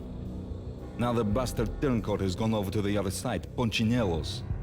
The ship's loaded with high-res hardware, guns, my business. If Punchinello gets hold of that cargo, he's won and I have lost. And you'll have your work cut out for you. If you want to get to Punchinello, you will need heavy-duty persuaders. I am just the man to get them for you. Change the ship back under my flag, maybe pop 2 in the traitor Dime's head while you're at it. You'll get enough guns to start the apocalypse. You in or out? Let's get this show on the road. Vladimir was one of those old-time bad guys with honor and morals, which made him almost one of the good guys. None of us was a saint. The Brooklyn riverfront was a maze of rusty containers, sharp-boned cranes looming up from the snowstorm. On a night like this, you couldn't help but think of the dark army of dead men sleeping with the fishes, cement shoes in line. No Minotaur lurked in this labyrinth, but somewhere out there, on the clanking deck of his cargo freighter, the skipper of the Charon was waiting, like the ferryman of the river Styx.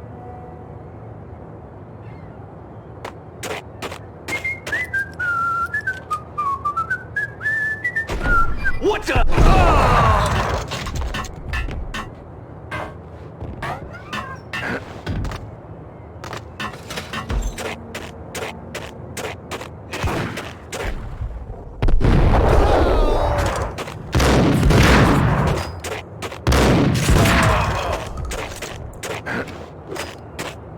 Both of them beaten to a pulp.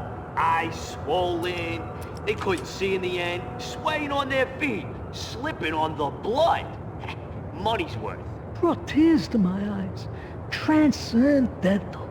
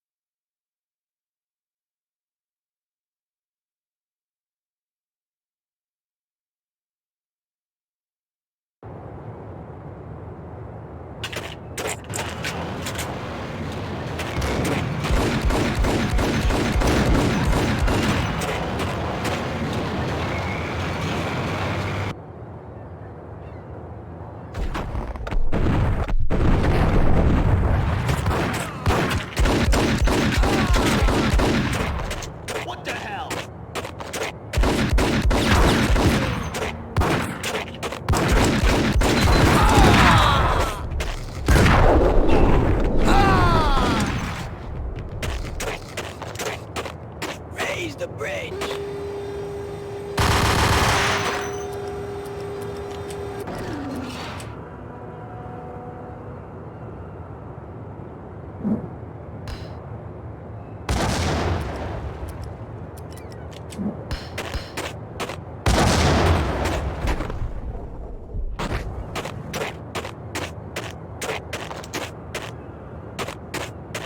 Oh!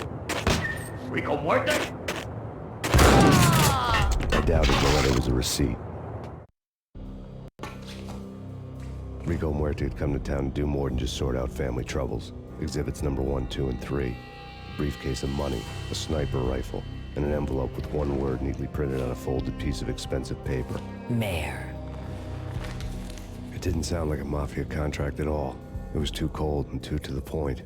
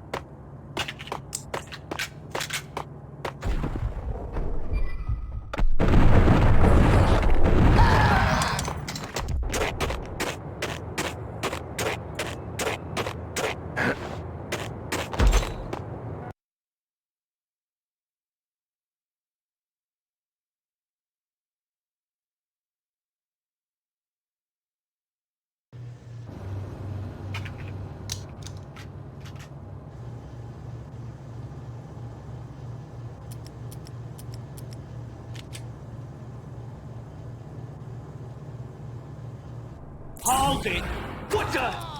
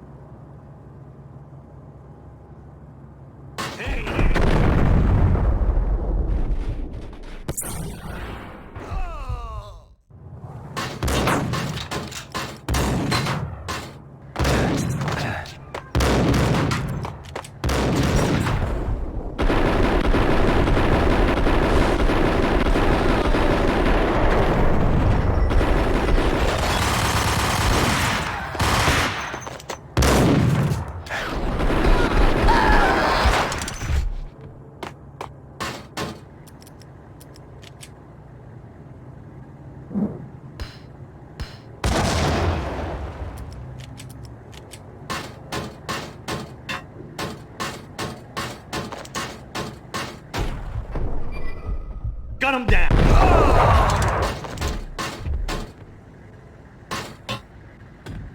I found Boris Dime's ship.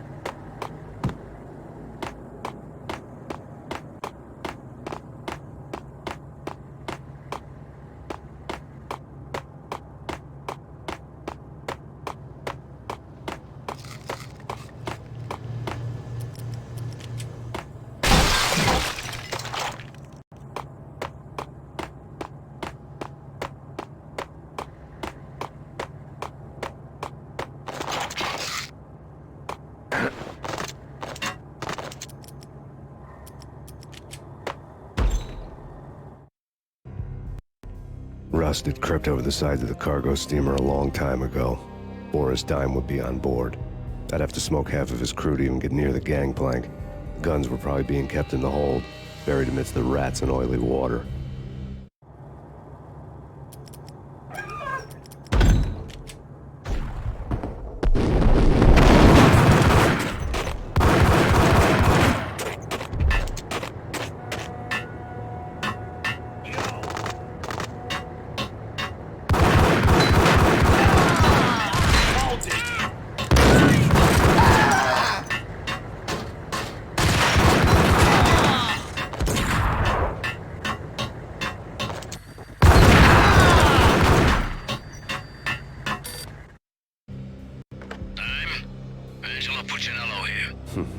Angie, tell me, how much did Dime cost you? I bet it was more than his name. Max Payne. Right the first time. You're dead, punk. You sure you're not confusing me with Boris here? But you are right, of course. Pretty soon we should get together and have a talk. You son of a... Pissing Punchinello off was a dangerous game, but when people get mad, they make mistakes. I should know. That's where I wanted Punchinello, mad enough to trip over his own feet, preferably into a grave.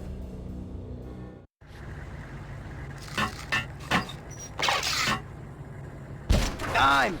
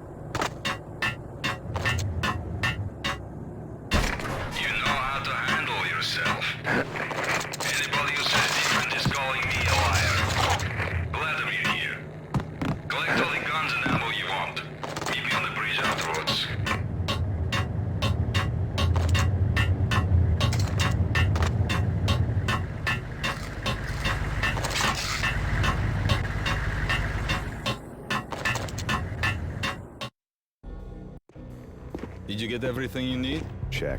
I owe you. Anything you need. This is my solo.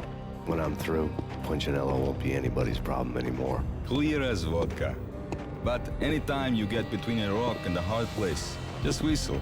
This could be the beginning of a beautiful friendship. You really get a bang out of this big-time gangster act, don't you?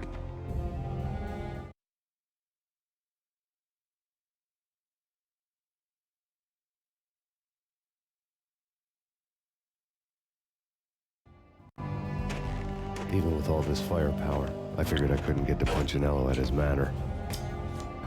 I could only hope that he wouldn't pass a chance to hear me beg, to see he's won. This is Max Payne. I want to cut a deal. Payne, you're a dead man. That's what everybody keeps telling me. I got your ship and her cargo. I want to meet. No pain, no gain. Capiche? You know my restaurant? Yeah, I know it. 1 hour. Punchinello's restaurant had seen better days.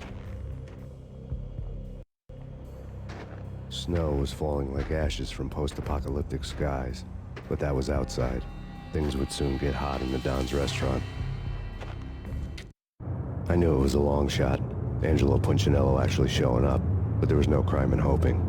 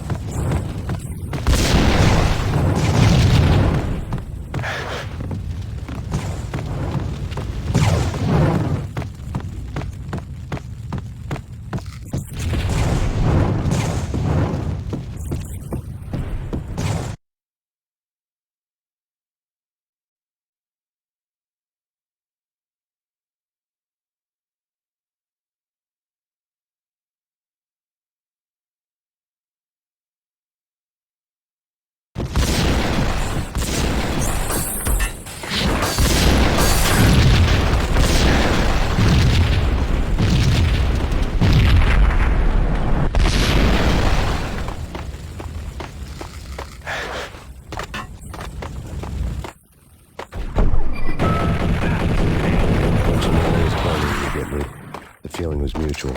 He was trying to put out my flames with gasoline.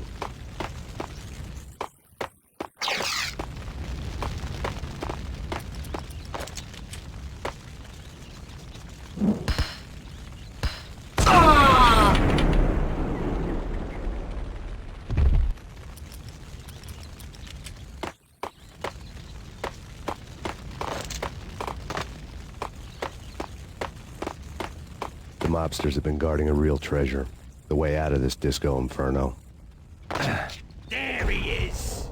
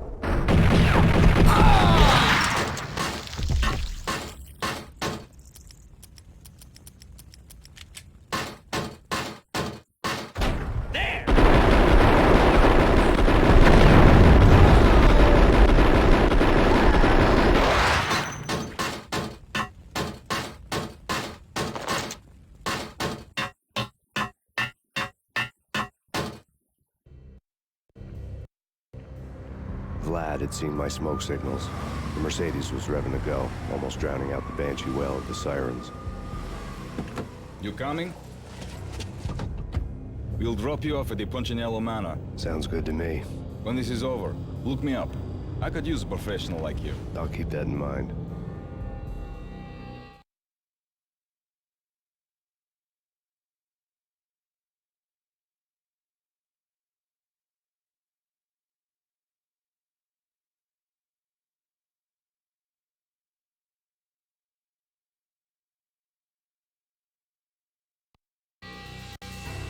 The night groaned with cold. The garden lights flickered nervously. In their light, the falling snow was dead white before the darkness ate it up. I had heard the stories. The trio were mad dogs. They'd have hung the heads of their enemies over the manor gates if the capo had only let them. Punchinello wanted Payne. He'd see the pain. The trick in my situation was that there was no trick, no matter what the movies tell you. No rules, no secret mantra, no roadmap. It wasn't about how smart or how good you were. It was chaos and luck, and anyone who thought different was a fool. All you could do was to hang on madly, as long and as hard as you could. Someone had graciously left the back door open for me and killed the guards. My money was on Mona. I knew the trio would be standing between me and Punchinello. I had read their rap sheets, thick as phone books. No one would be walking out of here alive. The numbing cold of the broken night had followed me in. Upstairs, the trio tangoed down the manor halls to the silent rhythm of their murderous hearts. The blood of their victims rust on their lips. Vince Mugnano, Pilot Providence, a.k.a. Big Brother, and Joe Deadpan Salem. The pistol was a frozen lump in my hand, piercing the skin, gnawing me to the bone.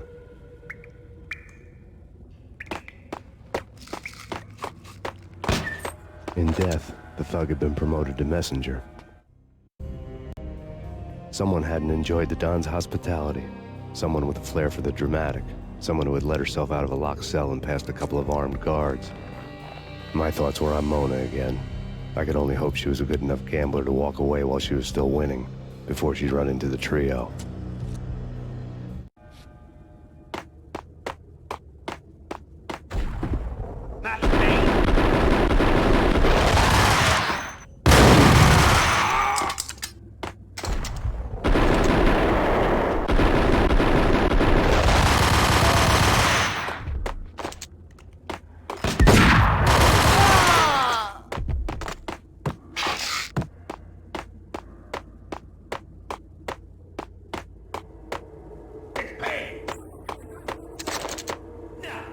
No one's going anyplace. Too late for that.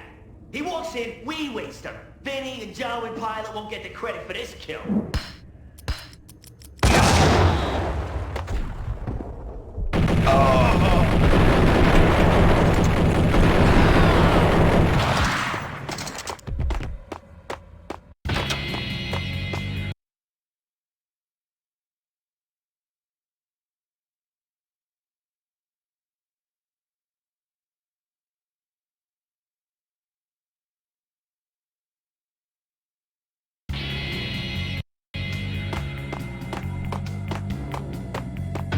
Pilot, he's here! It didn't take me long to run into the trio.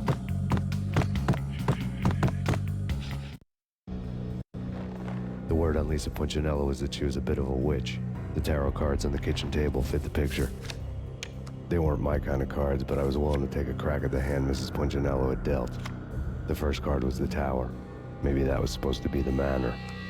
It got easy after that. The devil was the master of the house, and death was me, coming for him.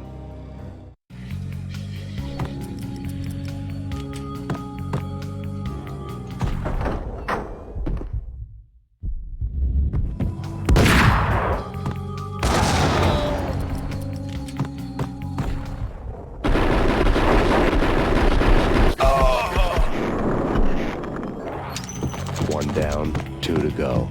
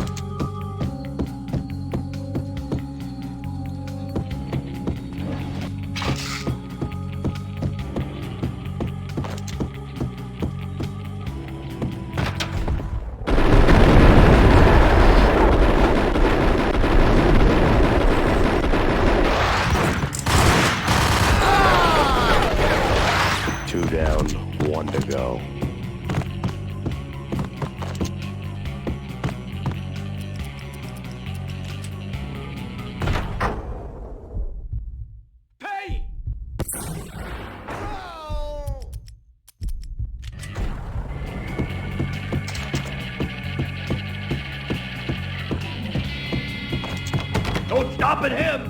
This will stop anything. Take cover.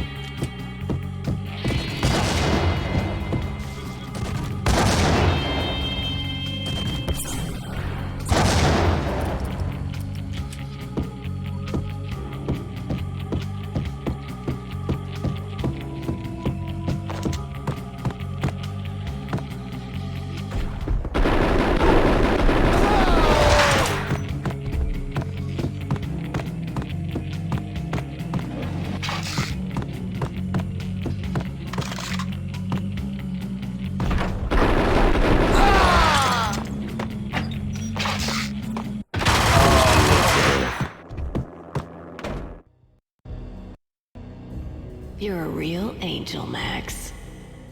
I couldn't tell whether it was Mona or her sister. The body was a mess. The sick bastard had really gotten a kick out of it. Seeing her lying there got me thinking about another woman's body on another bed. Got me thinking about a fallen cradle.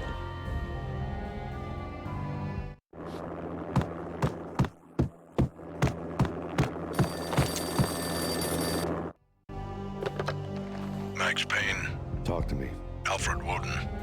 You've got company. An armed helicopter just landed on the manor grounds. You must hurry. The more the merrier.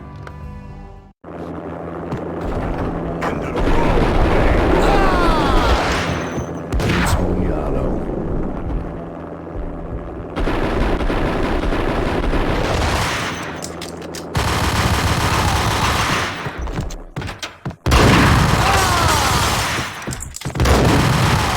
Punchinello's trio was done for. Outside my door. Hurry. He's coming for me. I gotta hurry. Please. I could hear Punchinello on the phone begging for help. He should have been saying his goodbyes. Punchinello was a pushover. The moment I stepped into the room, he folded like a deuce before a royal flush. No, wait. I was just doing what I was told. I couldn't refuse. She's someone high up. Government, maybe. I don't know. He was trying to buy more sand for his hourglass. I wasn't selling any.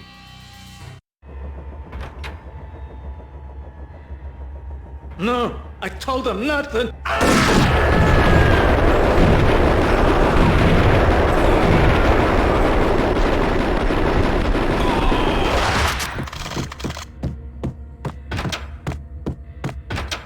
Drop it.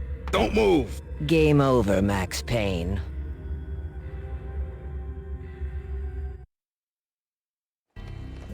I could tell when I was outgunned. It was time to take another beating. The mystery witch was a real barracuda. Trouble on dagger heels, a smoking assault rifle in her hand, and an army of killer suits behind her. How sweet. I get to kill two birds with one stone. Sooner or later, it was gonna catch up with you. Mr. Payne, it's time to show you the benefits of my brew. Be a good boy now.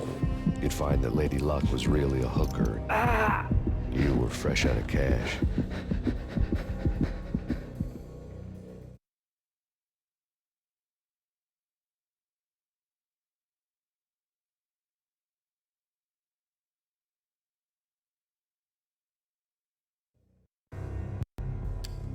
Gentlemen, we're done here. Take me to Cold Steel. She had just given me an OD of Valkyr. I could feel green fire eating my brains. They turned to steam. They did a fade on me. I'd never had a chance. The witch had got me just as sure as if she put a gun to my head and pulled the trigger. The shadows rushed me. Bruised mugshot faces hungry for revenge. They knew my weak spots and closed in for the kill. The floor turned into a vortex of green blood. I fell. The flesh of fallen angels.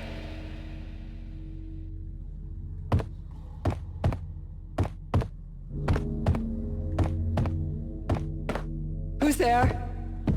Max? Is that you? Max? Please. No, please.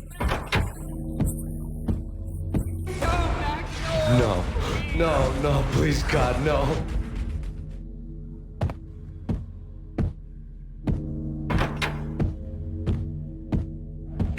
Max? Where are you, Max? Please.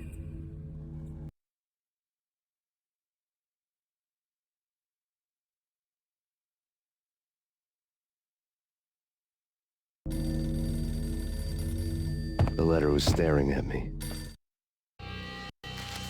There was something disturbingly familiar about the letter before me. The handwriting was all pretty curves. You're in a graphic novel.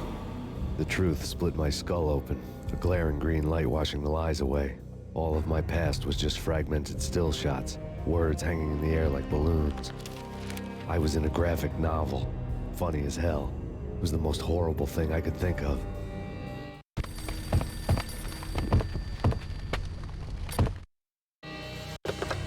Bartender is shiny stuff and dreams are made of stooped necromancers. He sings like a banana wrist, having strayed too close to the constellations on their shaved skulls. It was a bad line in a prank call. Someone spouting insane babble. I couldn't make sense of it. But I had an overwhelming sense of deja vu, and the caller's voice sounded oddly familiar.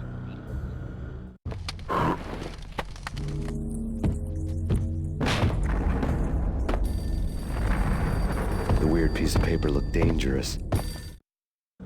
There was something disturbingly familiar about the letter before me. The handwriting was all pretty curves. You're in a computer game, Max.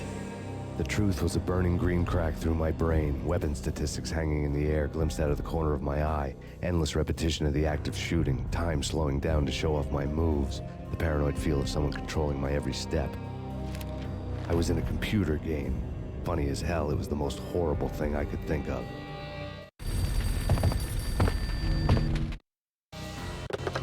Don't lose it. It's Valkyr. The drug. Snap out of it. Try to remember. It was a bad line in a prank call, someone spouting insane babble. I couldn't make sense of it.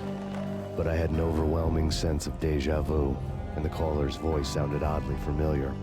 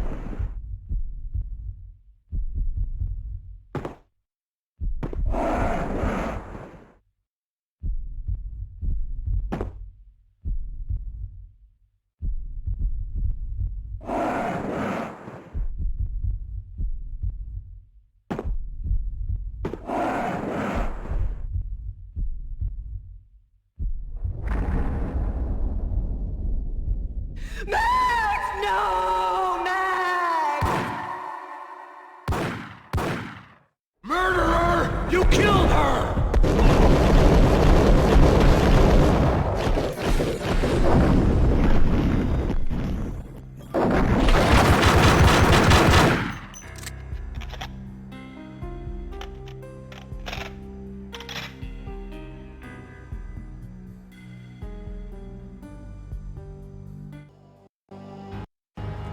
Max, something happened at the office today. A strange memo. Something about Vikings.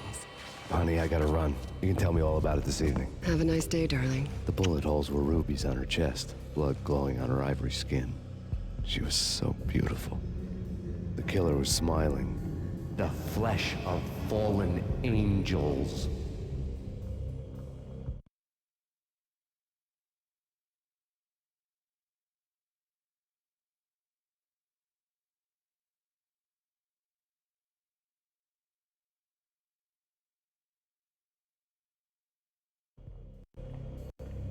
Slowly, the green nightmare faded, leaving dark stains on my soul that would never come off. I felt like flatlining. I was all shook up. I woke up in a cold sweat, sick and tired to the bone, lying in a puddle of my own puke. The hag had said take me to Cold Steel before it had all gone crazy. It was a clue, the only one I had. It took me forever to crawl back to my feet and hit the road, but when I did, I drove straight to Cold Steel Foundry outside the city. There was a whole lot of action around the place for a freezing winter night. Trucks coming and going, men running. I had the drop on the mystery witch. She thought I was dead. I was on her blind side. I was going in. The bad trip had put me in a crazy mood, adrenaline pumping through my aching veins. Staggering on the mill roof in ice and snow and wild wind, I was a ninja. My kung fu was strong. I wasn't kidding anybody. At best, I was Superman on Kryptonite about to fall through a skylight, down to where it was all going down. A half-abandoned industrial area in the middle of nowhere. The factory was a perfect front for any number of illegal activities.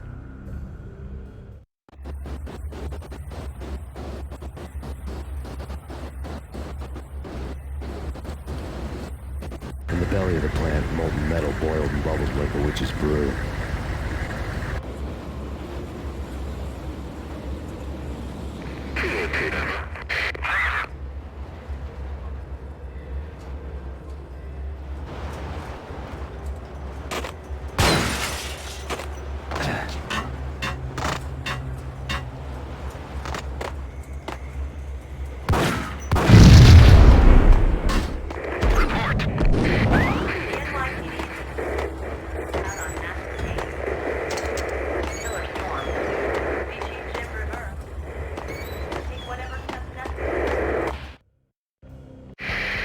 Life-threatening weather conditions.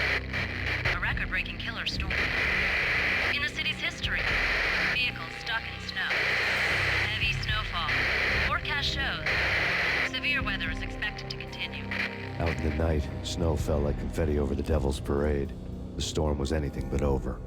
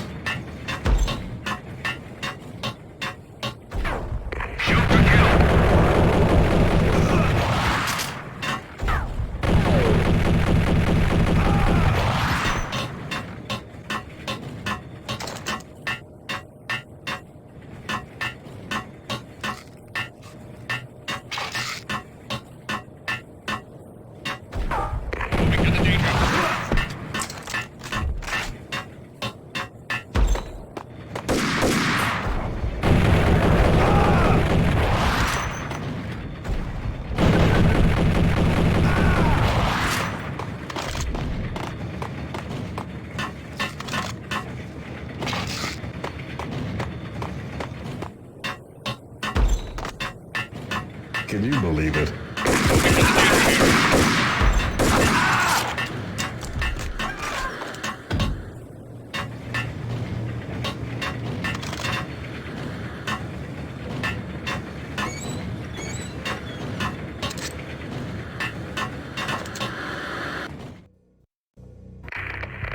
Perimeter breached. The facility has been compromised. Repeat, the Deep Six has been compromised. Initiate Operation Deadeye. The walkie-talkie military lingo could mean only one thing. They were getting ready to destroy the evidence and vanish into the night. I was so close. The hidden truths were just around the corner.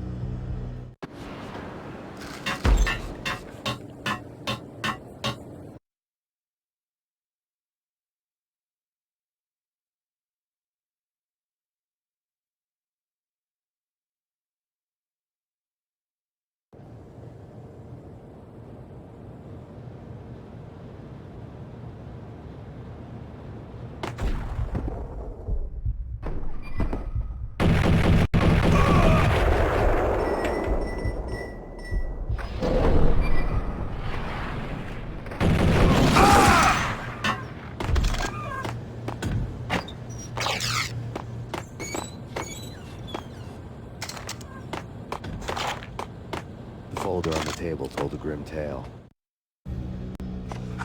The mercenaries were running a tight operation, paperwork and all. Merchandise missing again. A chemist had tried to smuggle it out for his own private party. Locked him up in cell B7 in D6's old test facility to wait for proper processing. I was close enough to hear the secrets, just beyond the next doorway.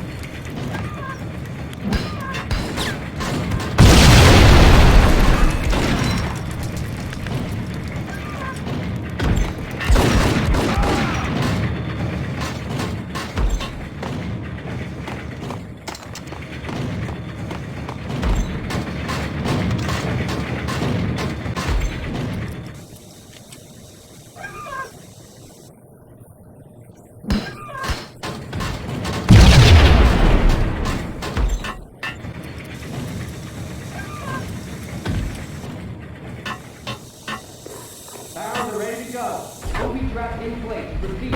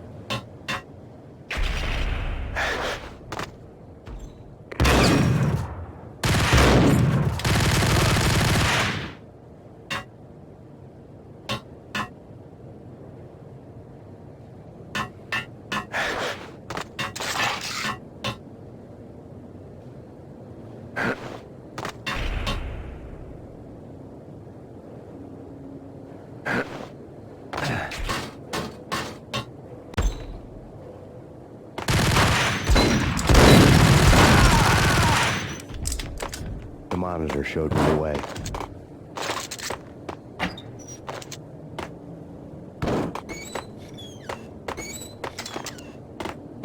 Processing diagrams filled the control room screens, all but one. An elevator titled D6 on one of the screens, somewhere onwards, past rows of ovens, in the core of the plant.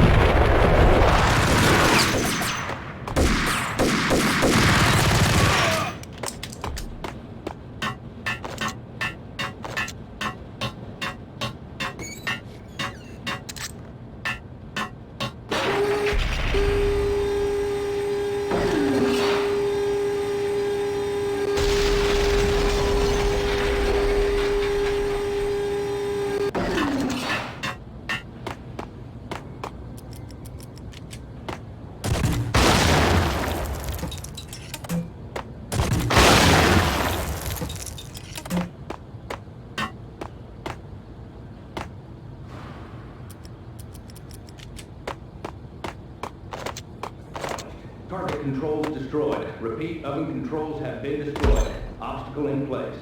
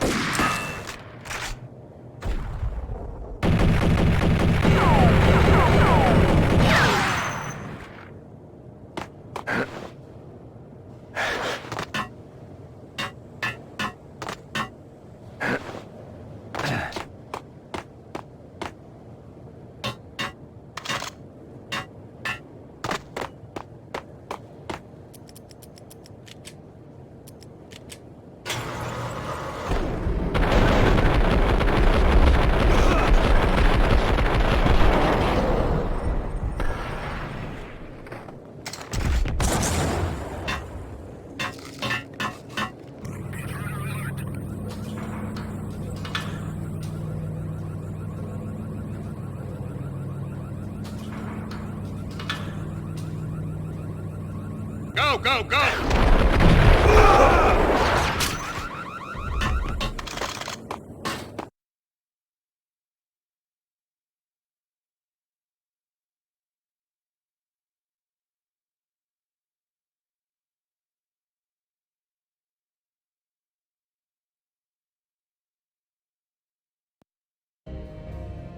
I had taken on the role of the mythic detective, Bogart as Marlowe, or as Sam Spade going after the Maltese Falcon to unravel all the mysteries. Following a path of clues to that final revelation, even if it would take me down to the cold, cavernous depths of a grave. You can't do this! My men are still inside! Do you have any idea why this is called Operation Deadeyes?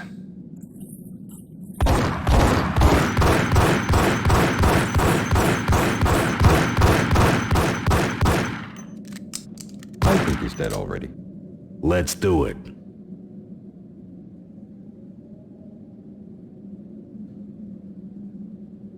Attention all personnel. The self-destruction sequence has been initiated. Evacuate the complex We've got immediately. company. The self-destruction sequence has been initiated. Proceed to the nearest exit immediately.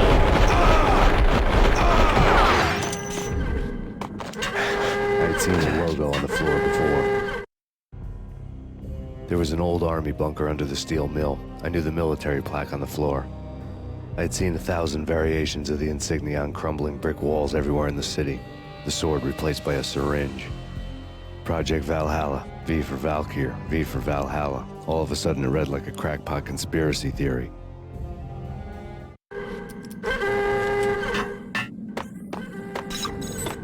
Abort! Abort! The self-destruction sequence has been initiated! The intruder!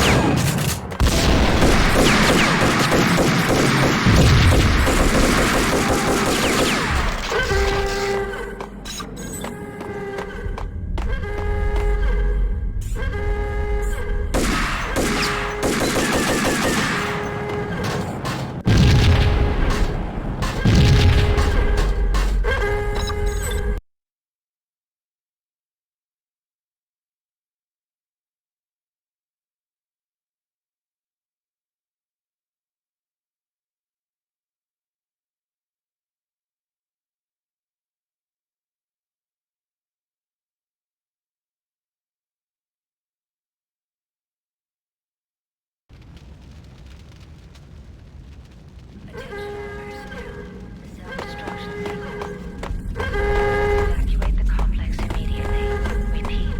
The self-destruction sequence has been initiated. The chemist had been using the workstation when he died. The half-life of the lab rat had ended online, his password blinking on the screen. 665, neighbor of the beast.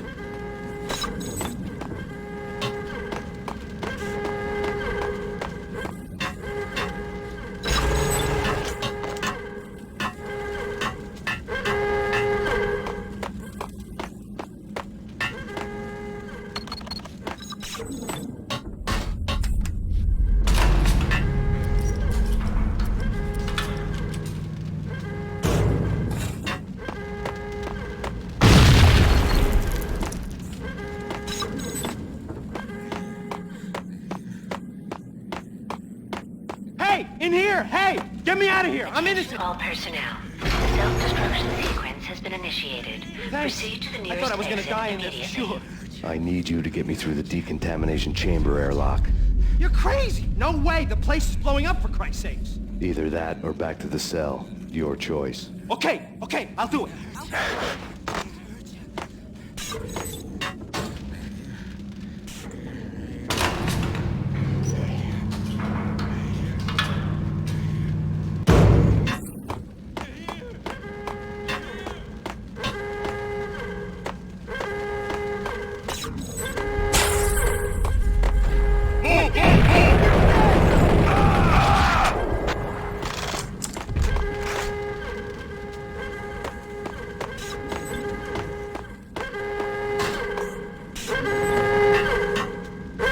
Get in!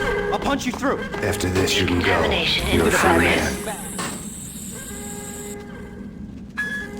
Decontamination.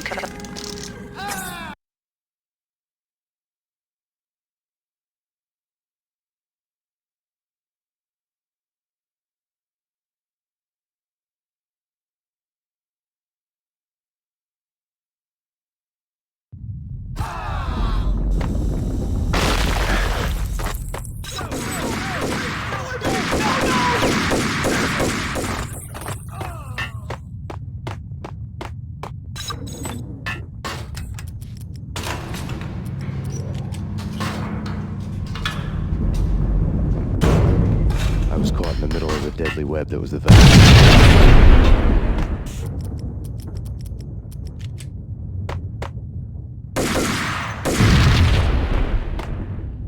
One of the lab terminals had the project logo on the screen. Top secret. Project Valhalla.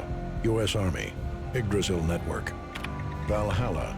The otherworldly place in Norse mythology where the bravest heroes spent their afterlife feasting and fighting forever. Their wounds miraculously healed night after night.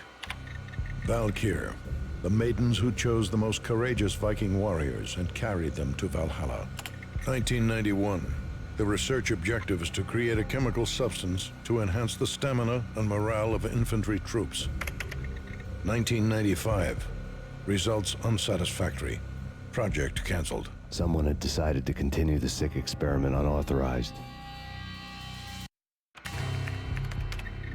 Project compromised. Data leak. Fix the damage by any means necessary. Security clearance red. Authorized by the project lead. Field test. Double the dosage for all the remaining test subjects. Observe and record the subject's behavior in an urban setting. The drop-off point was my old address in New Jersey. The file dated 3 years ago. Just when you thought you had reached the deepest depths of horror, it suddenly got worse.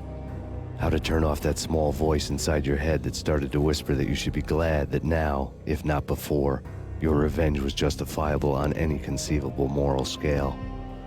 That small voice proved, beyond any doubt, that I was damned. The dagger-heeled woman had come and gone a long time ago. There was nothing more for me here. The bunker's name was acting as a self-fulfilling prophecy.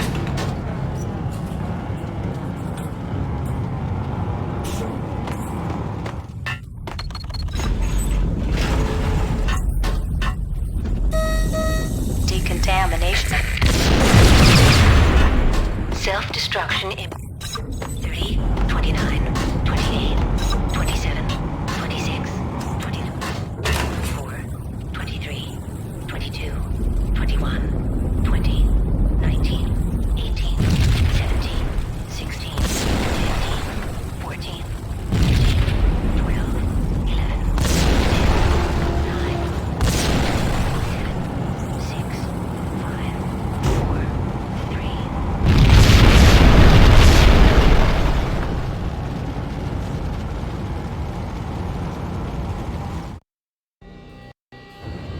Piece together a jigsaw, and the final picture is you finishing that same puzzle. A mad, green-eyed killer standing behind you. An urban legend come true. The Project Valhalla test subjects had been the mad junkies who had murdered my loved ones. The rest was simple body count math. It all pointed to her. Ms. Valkyr. The factory went up in a fiery inferno behind me. All my leads were dead, turned to smoke and dust. I had lost my way. I hadn't slept in a million years.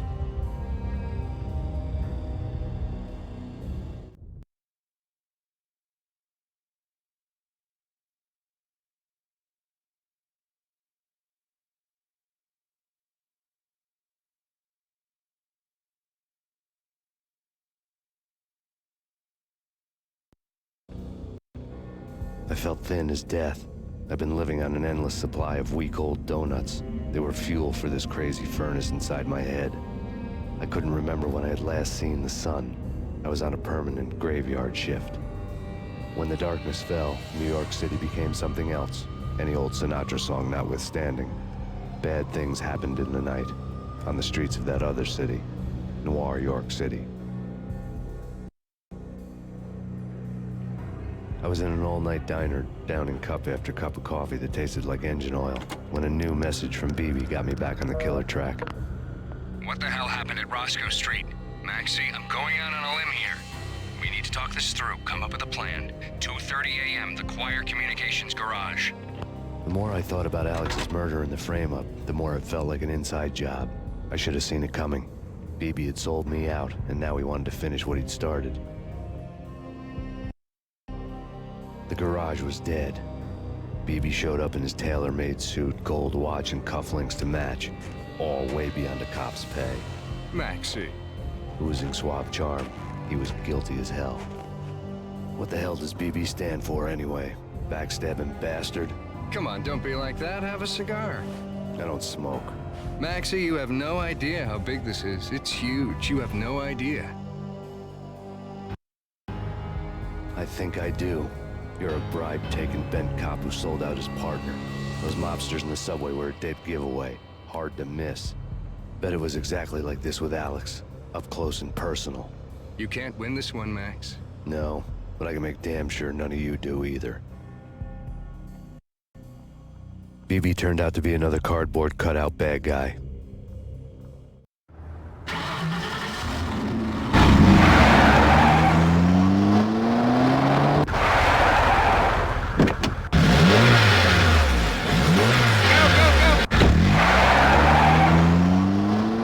A bad cop on the take. A cowardly right-hand man fleeing from the scene, leaving his paid thugs to do his dirty work.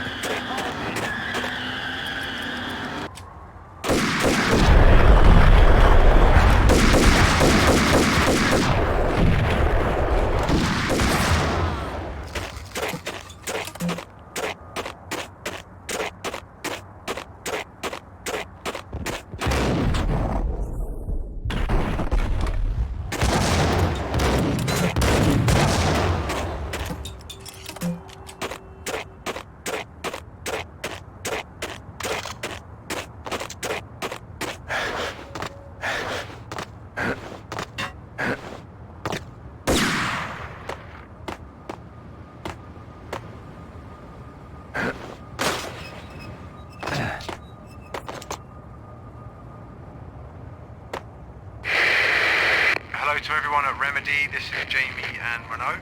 Hello. Hey, how you doing? And this is hopefully the last session we've done for you, or we're going to do for you. It's been a pleasure working on this game.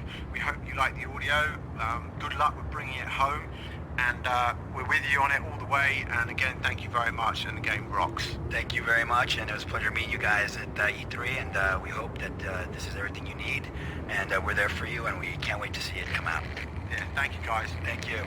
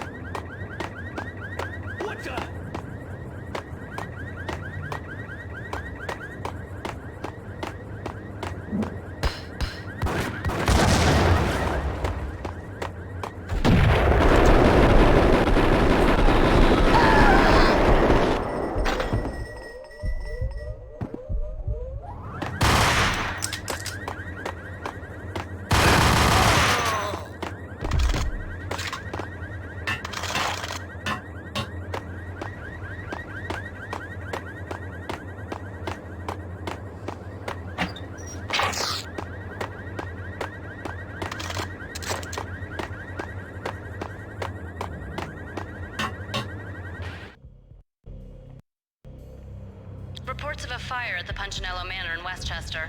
The manor is the home of Angelo Punchinello, the alleged head of the Punchinello crime family. The police are now saying, contrary to their earlier statements, that Max Payne is still alive and at large. He continues his vendetta against the Mafia, of which this last act of arson is attributed to. I had no recollection of setting any fires, but I did remember the flames.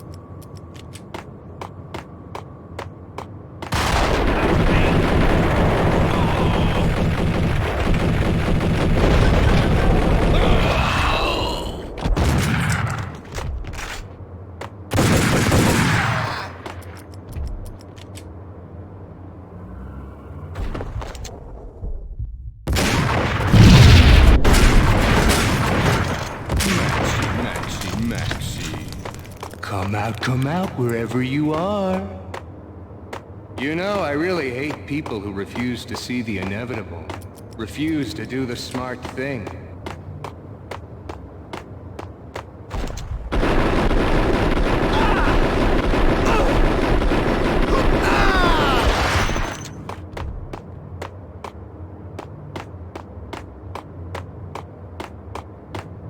The payphone started to ring. Yeah. Max Payne? Whatever does it for you. This is Alfred Woden. I can give you the name of your enemy. Come to the Asgard building presently. We are expecting you.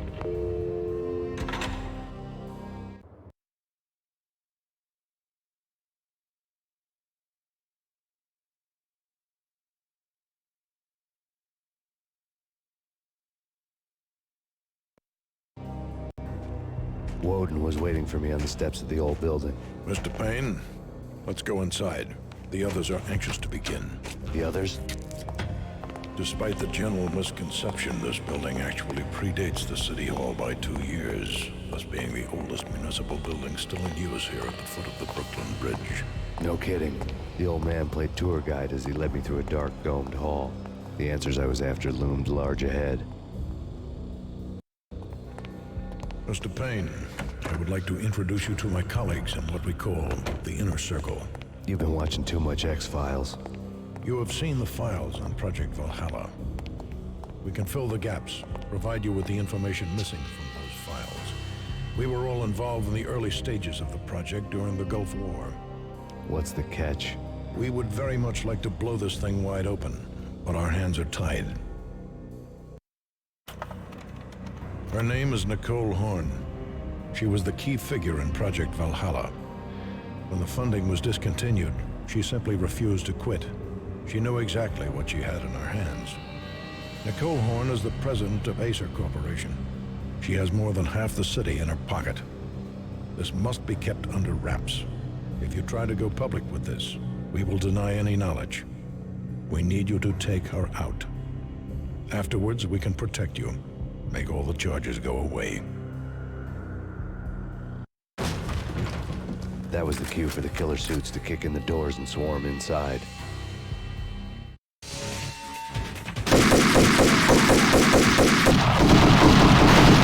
was an impressive floor show, but I decided to leave early anyway. It was only a one-story fall. For me.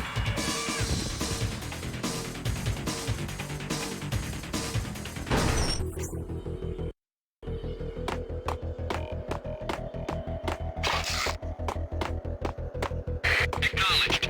Target escaped. Last confirmed location, the inner courtyard. Search and destroy.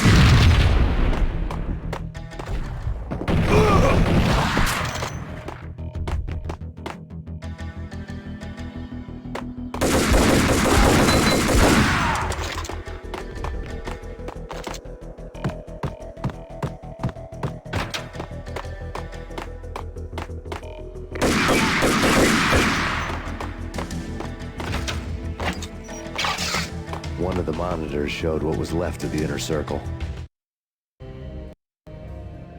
On screen, the so-called corpse of Alfred Woden stood up, miraculously waking from his dirt nap, looking smug among his dead pals.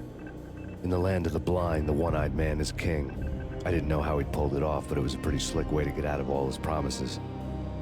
Most of what he had said fit too well to be a load of crap. Come on, I'm going in.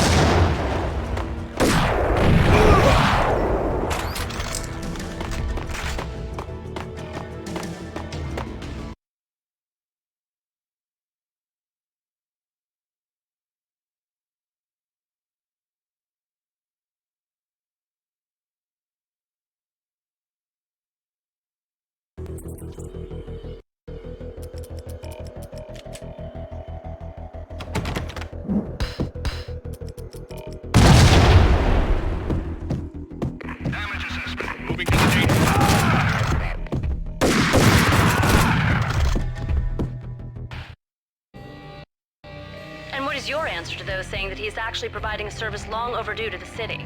This crusade nonsense has gone too far. He's out of control. It must stop. He will be stopped. That was Deputy Chief Jim Rivera from the New York City Police Department.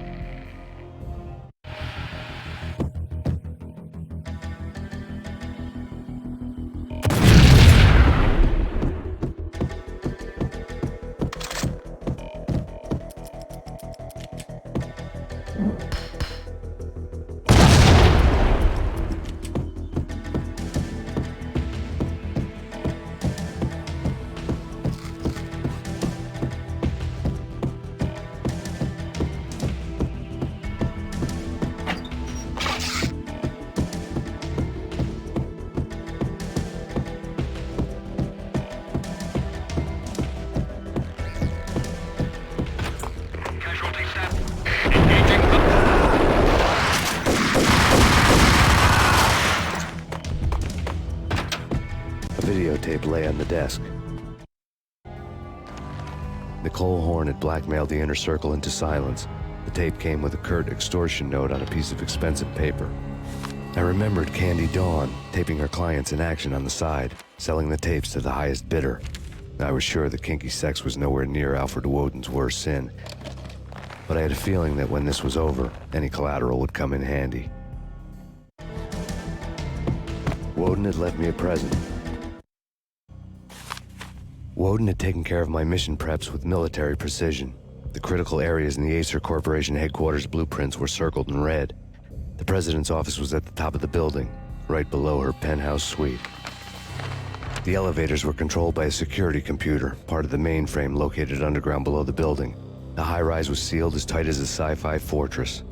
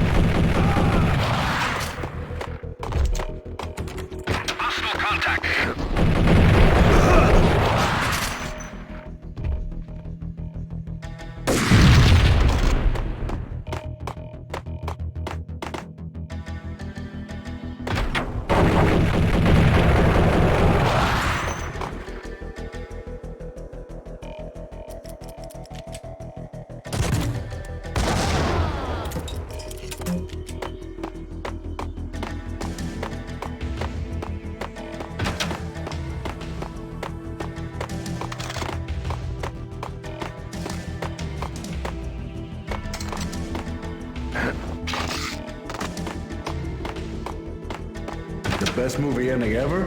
Gotta be Butch Cassidy and the Sundance Kid. A hero's end, going out with guns blazing. Never heard of it. No? Okay, newer stuff then. The Usual Suspects, where Spacey walks out of the police station and suddenly loses his limb. Or hey, Seven, where Brad Pitt gets to that head-sized blood-soaked cardboard box. Now I know. Freaking zombie demons from outer space. Drowning in blood was cool. Oh, why do I even bother? Sometimes, honestly, I don't know. What the?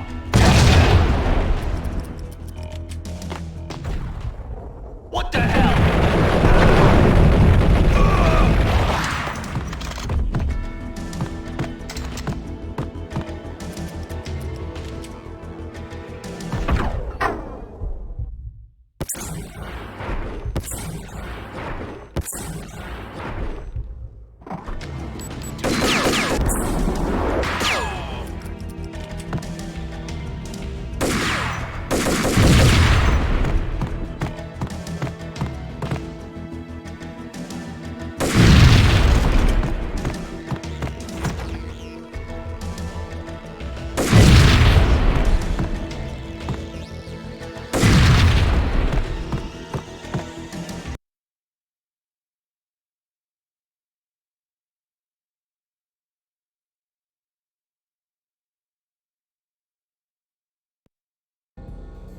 I had dreamed of revenge. Those dreams were always nightmares, of coming close and then failing. Now I was close. I had a name to guide me, Nicole Horn. I had nothing to lose.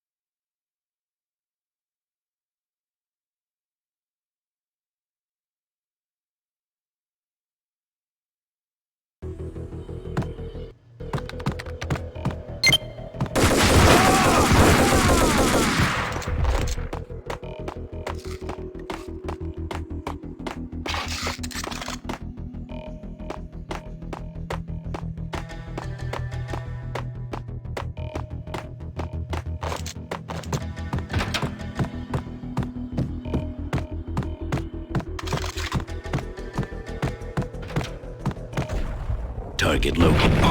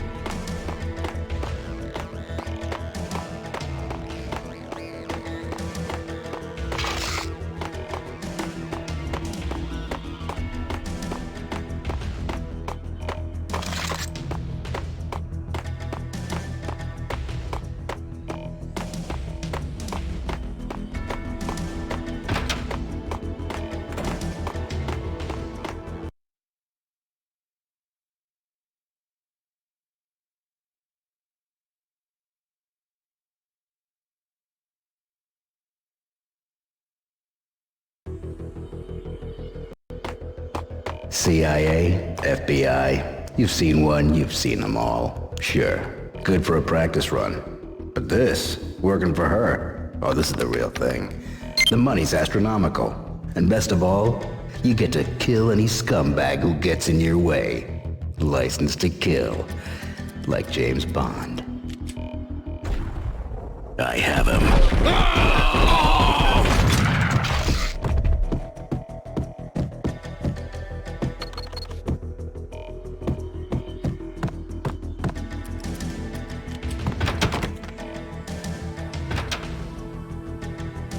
Take him down. Shoot to kill. Let's finish this.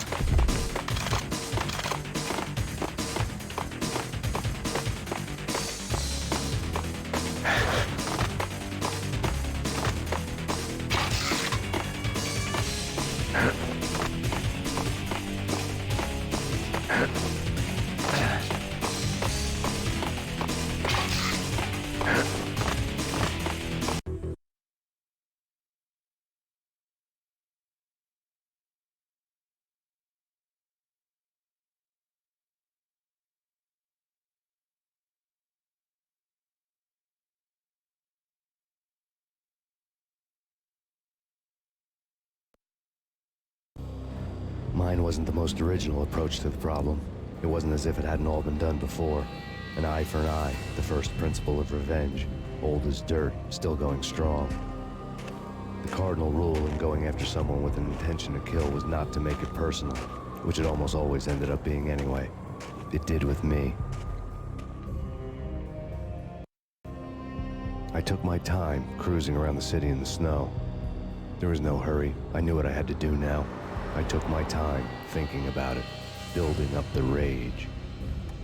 When I was ready, I parked the stolen wheels at the front entrance of the Acer Corporation headquarters. Got out, got in, got cracking. I had a bullet with Nicole Horn's name on it. I had 10,000 bullets with the Hag's name on them. She had ultra-high-tech security systems, enough mercenaries and weaponry to start World War III. There was no fear. New York disappeared behind a veil of snow. I had crossed the threshold. This was her domain, sleek and sexy and soulless, all glass and steel. A place of color-coded security keycards, metal detectors, and surveillance systems.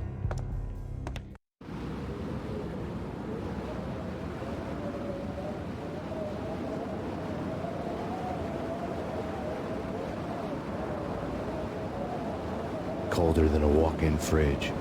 Cold as a gun.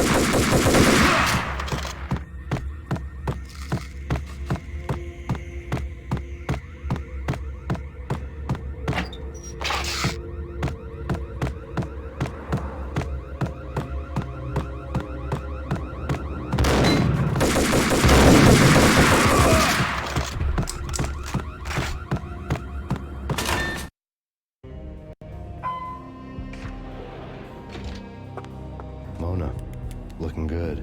Max, we gotta stop meeting like this. It will be a cold day in hell before I let a narc cop stop me. Miss Sachs, do your job. Relax, Max. You're a nice guy. I don't kill nice guys. You're not bad yourself. It was different when Horn wanted Punchinello dead. To cut her ties to the Mafia. He deserved to die. The same goes with her. She's the bad guy here. Her sister was whispering to her in my favor. I knew the appetites of ghosts intimately. They hungered for revenge.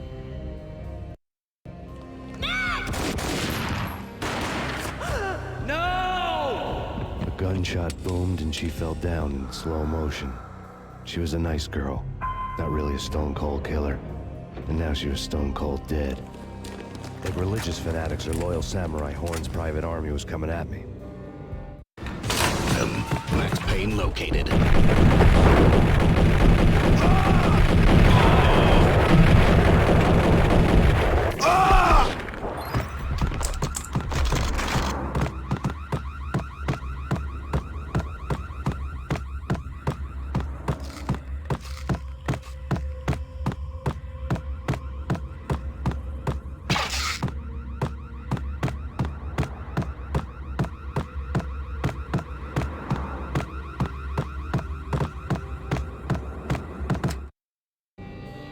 When the elevator came back down, Mona was gone. There was a lot of blood, but no body. Something clicked for the final time. My mind had never been so clear, as if somewhere high above the storm clouds were already gone, cold stars blazing from the black skies.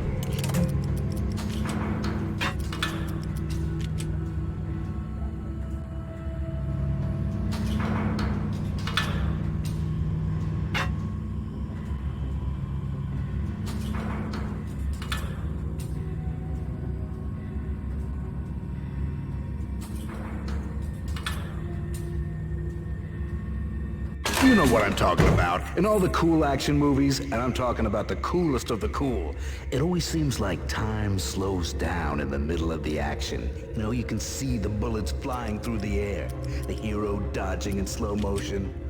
Oh man, it would be so cool to be able to do that. Bullet time, that's what they call it.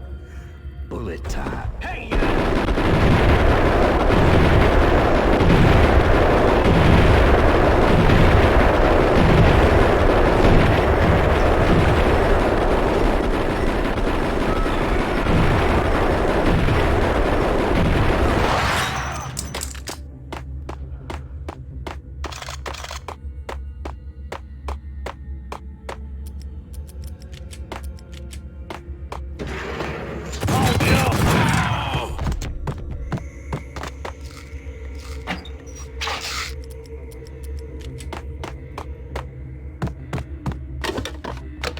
I had elevator exits.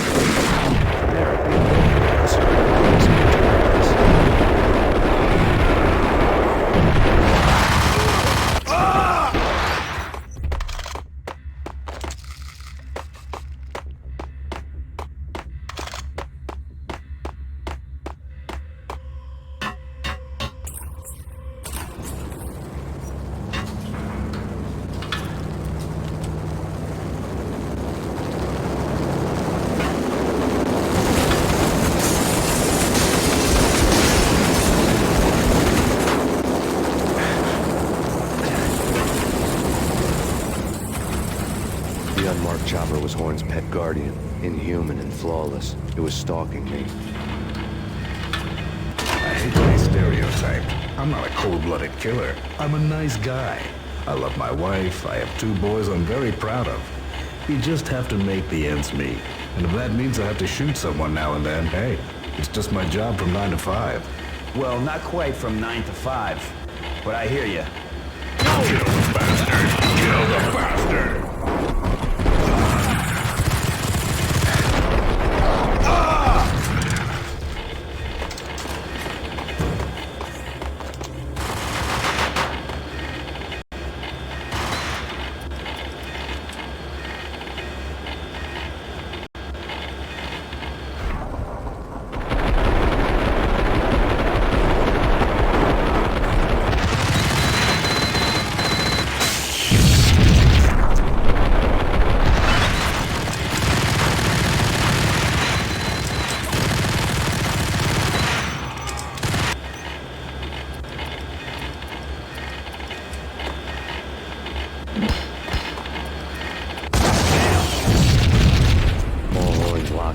offline.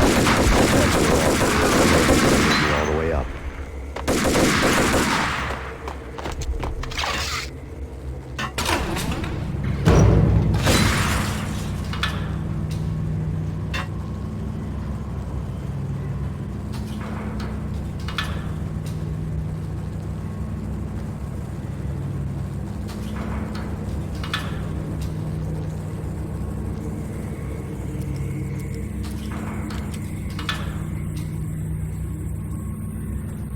Seen from this height, the night seemed to stretch on to eternity. A hint of desperation had crept into the snowstorm, as if it was trying to get it all out before the end.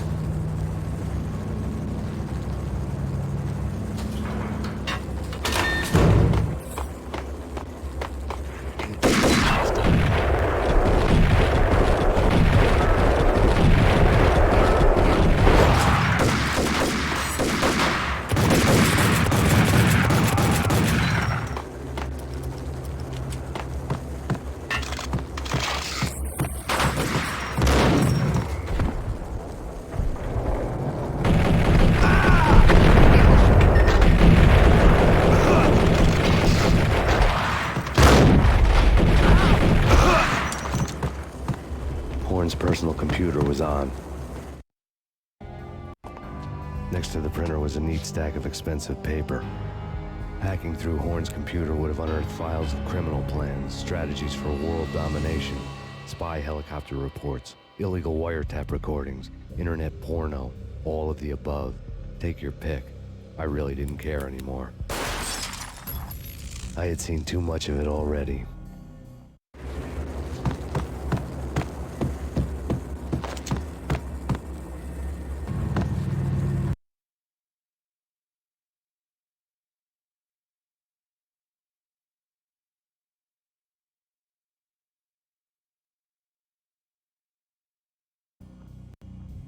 Valkyr had been meant to be a white-winged maiden that would lift you to a warrior's heaven, but it turned out to be a one-way demon ride to hell.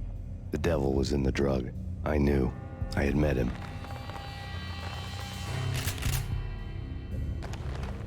And now I was gonna kill her. The queen of the underworld who had tried to lift herself a bit closer to heaven with her drug money.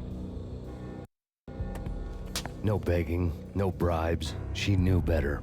Honor among killers. We who were about to die. Both of us knew how this would end, in pain and suffering. All this because your wife stuck her nose into things that were none of her business. The cops were coming to take me away. The sirens were like a bad conscience I couldn't shake.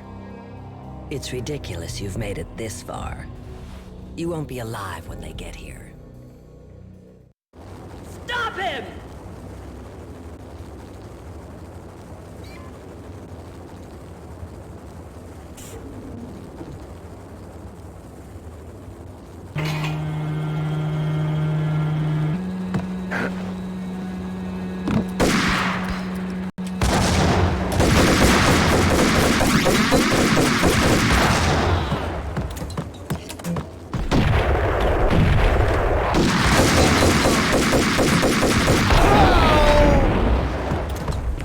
The elevator lobby. Get us back up now. Max Payne, this is futile. A waste of time. The deaths of your wife and daughter were necessary. Inevitable. It is done. You cannot bring it back. Nothing you do will make it any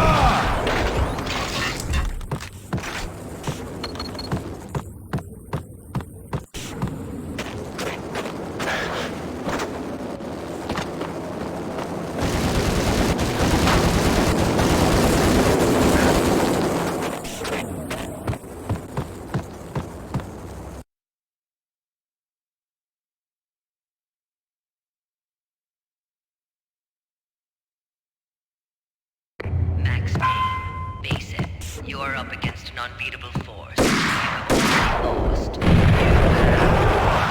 Only death will set you free from your pain. We have him in the North Lounge. Send us assistance.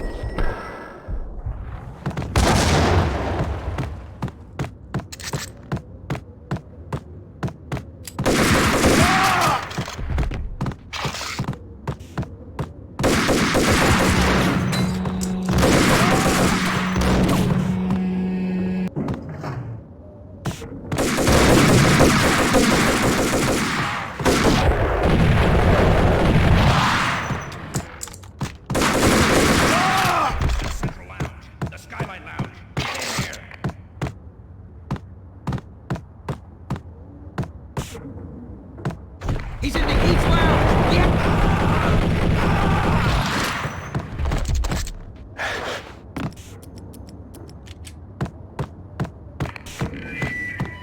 What do you mean he's unstoppable? They're equipped. You outnumber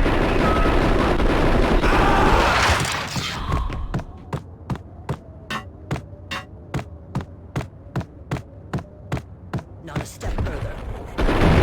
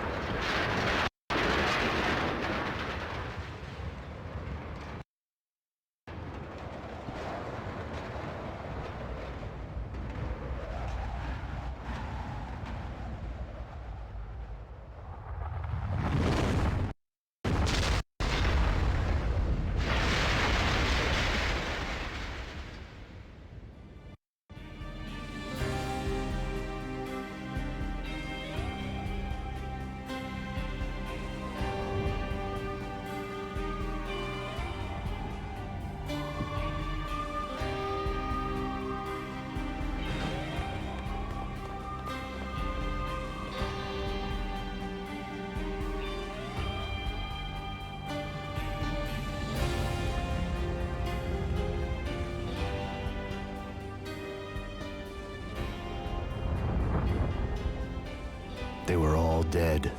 The final gunshot was an exclamation mark to everything that had led to this point. I released my finger from the trigger.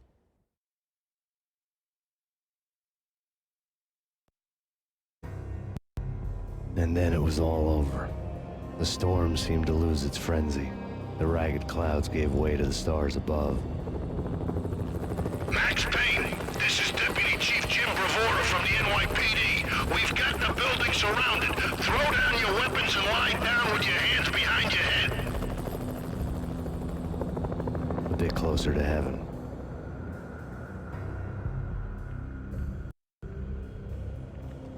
The cops' voices were distant and muted. Freeze! NYPD! Hold it right there! My ghosts released me from their haunting. Down below, New York City glittered like diamonds on black velvet. You gave us one hell of a ride. Take him down to Central Booking. You heard the man. Woden was there in the crowd, standing by the sidelines. It wouldn't be over till the man with the patch would say so. He'd say the right words. I knew he would.